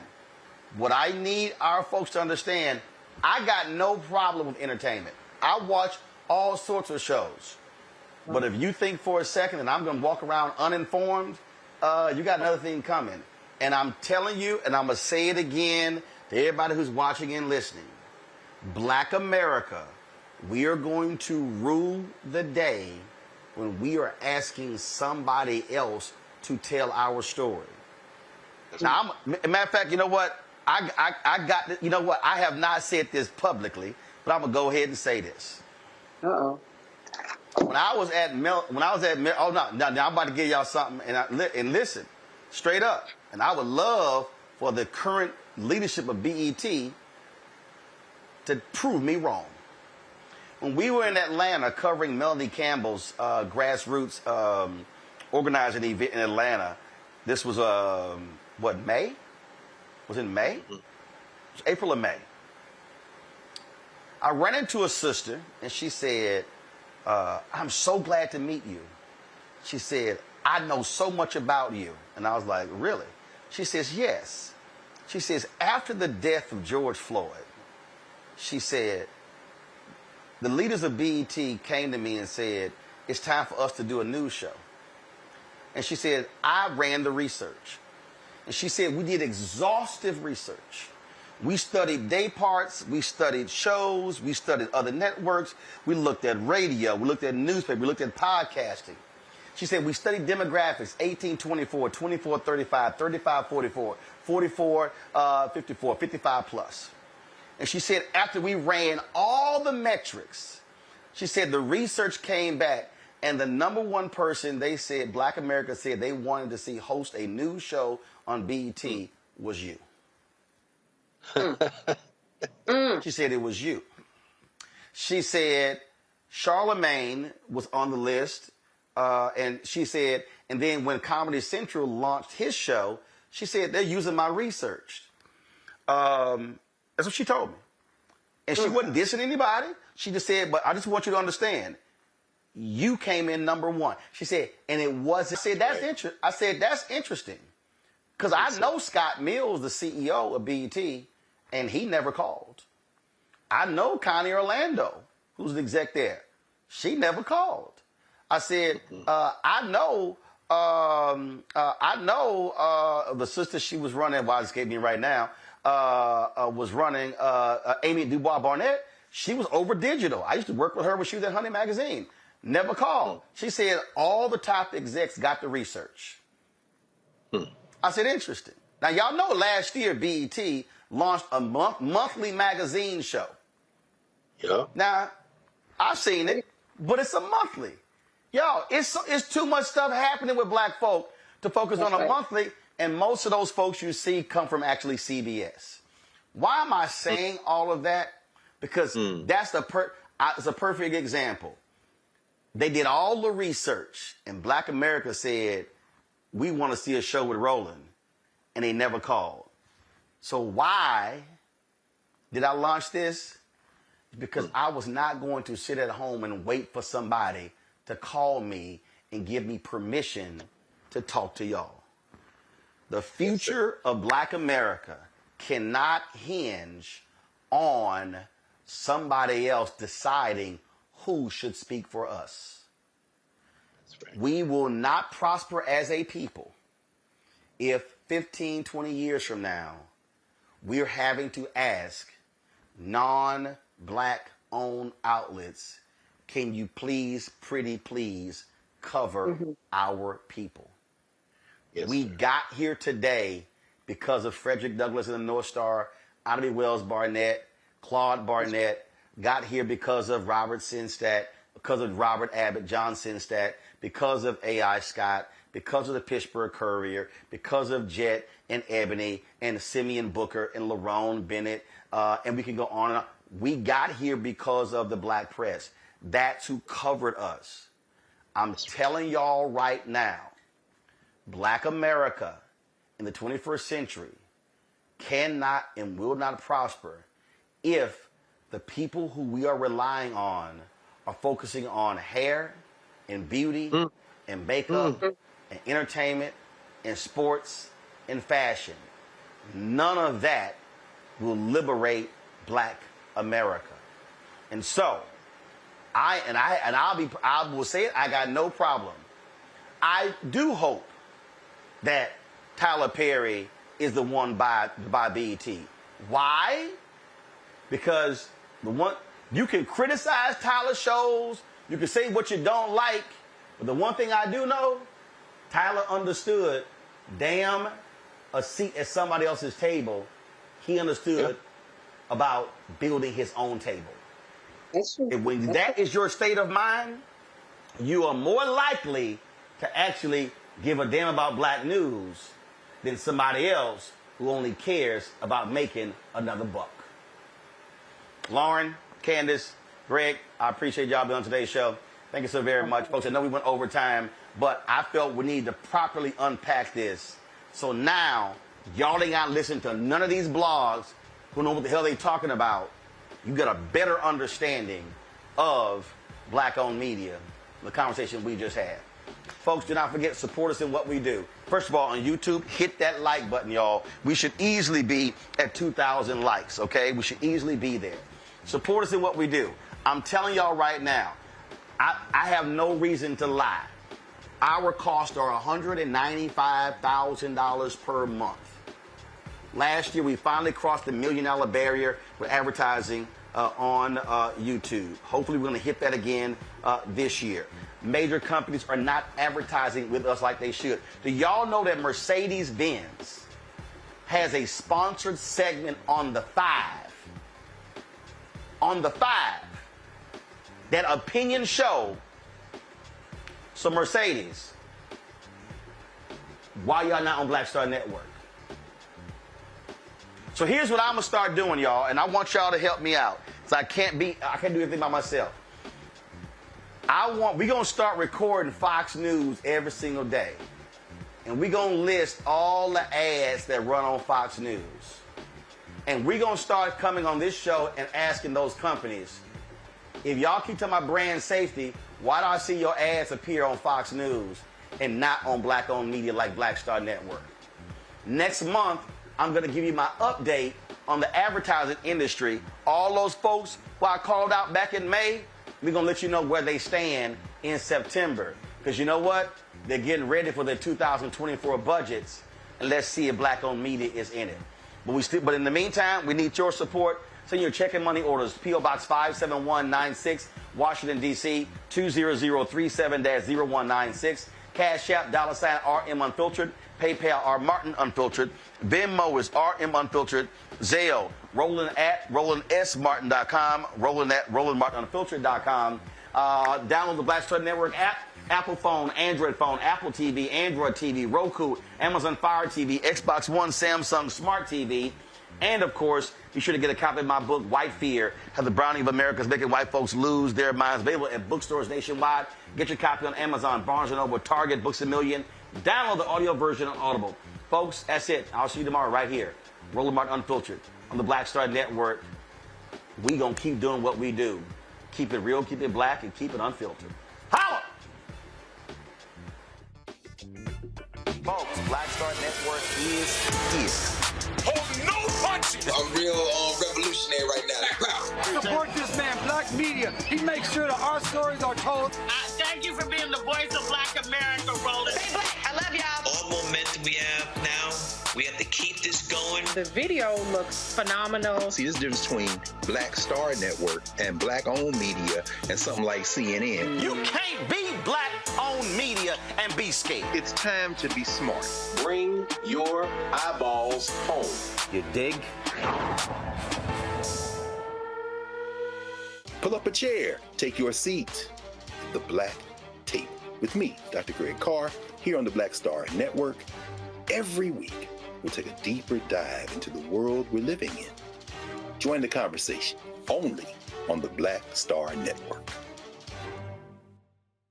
Hi, I'm Dr. Jackie Hood Martin, and I have a question for you. Ever feel as if your life is teetering and the weight and pressure of the world is consistently on your shoulders? Well, let me tell you, living a balanced life isn't easy. Join me each Tuesday on Black Star Network for A Balanced Life with Dr. Jackie. We're all impacted by the culture, whether we know it or not. From politics to music and entertainment, it's a huge part of our lives, and we're going to talk about it every day right here on The Culture with me, Faraji Muhammad, only on the Black Star Network. I'm Deborah Owens, America's Wealth Coach, and my new show, Get Wealthy, focuses on the things that your financial advisor and bank isn't telling you, but you absolutely need to know. So watch Get Wealthy on the Black Star Network.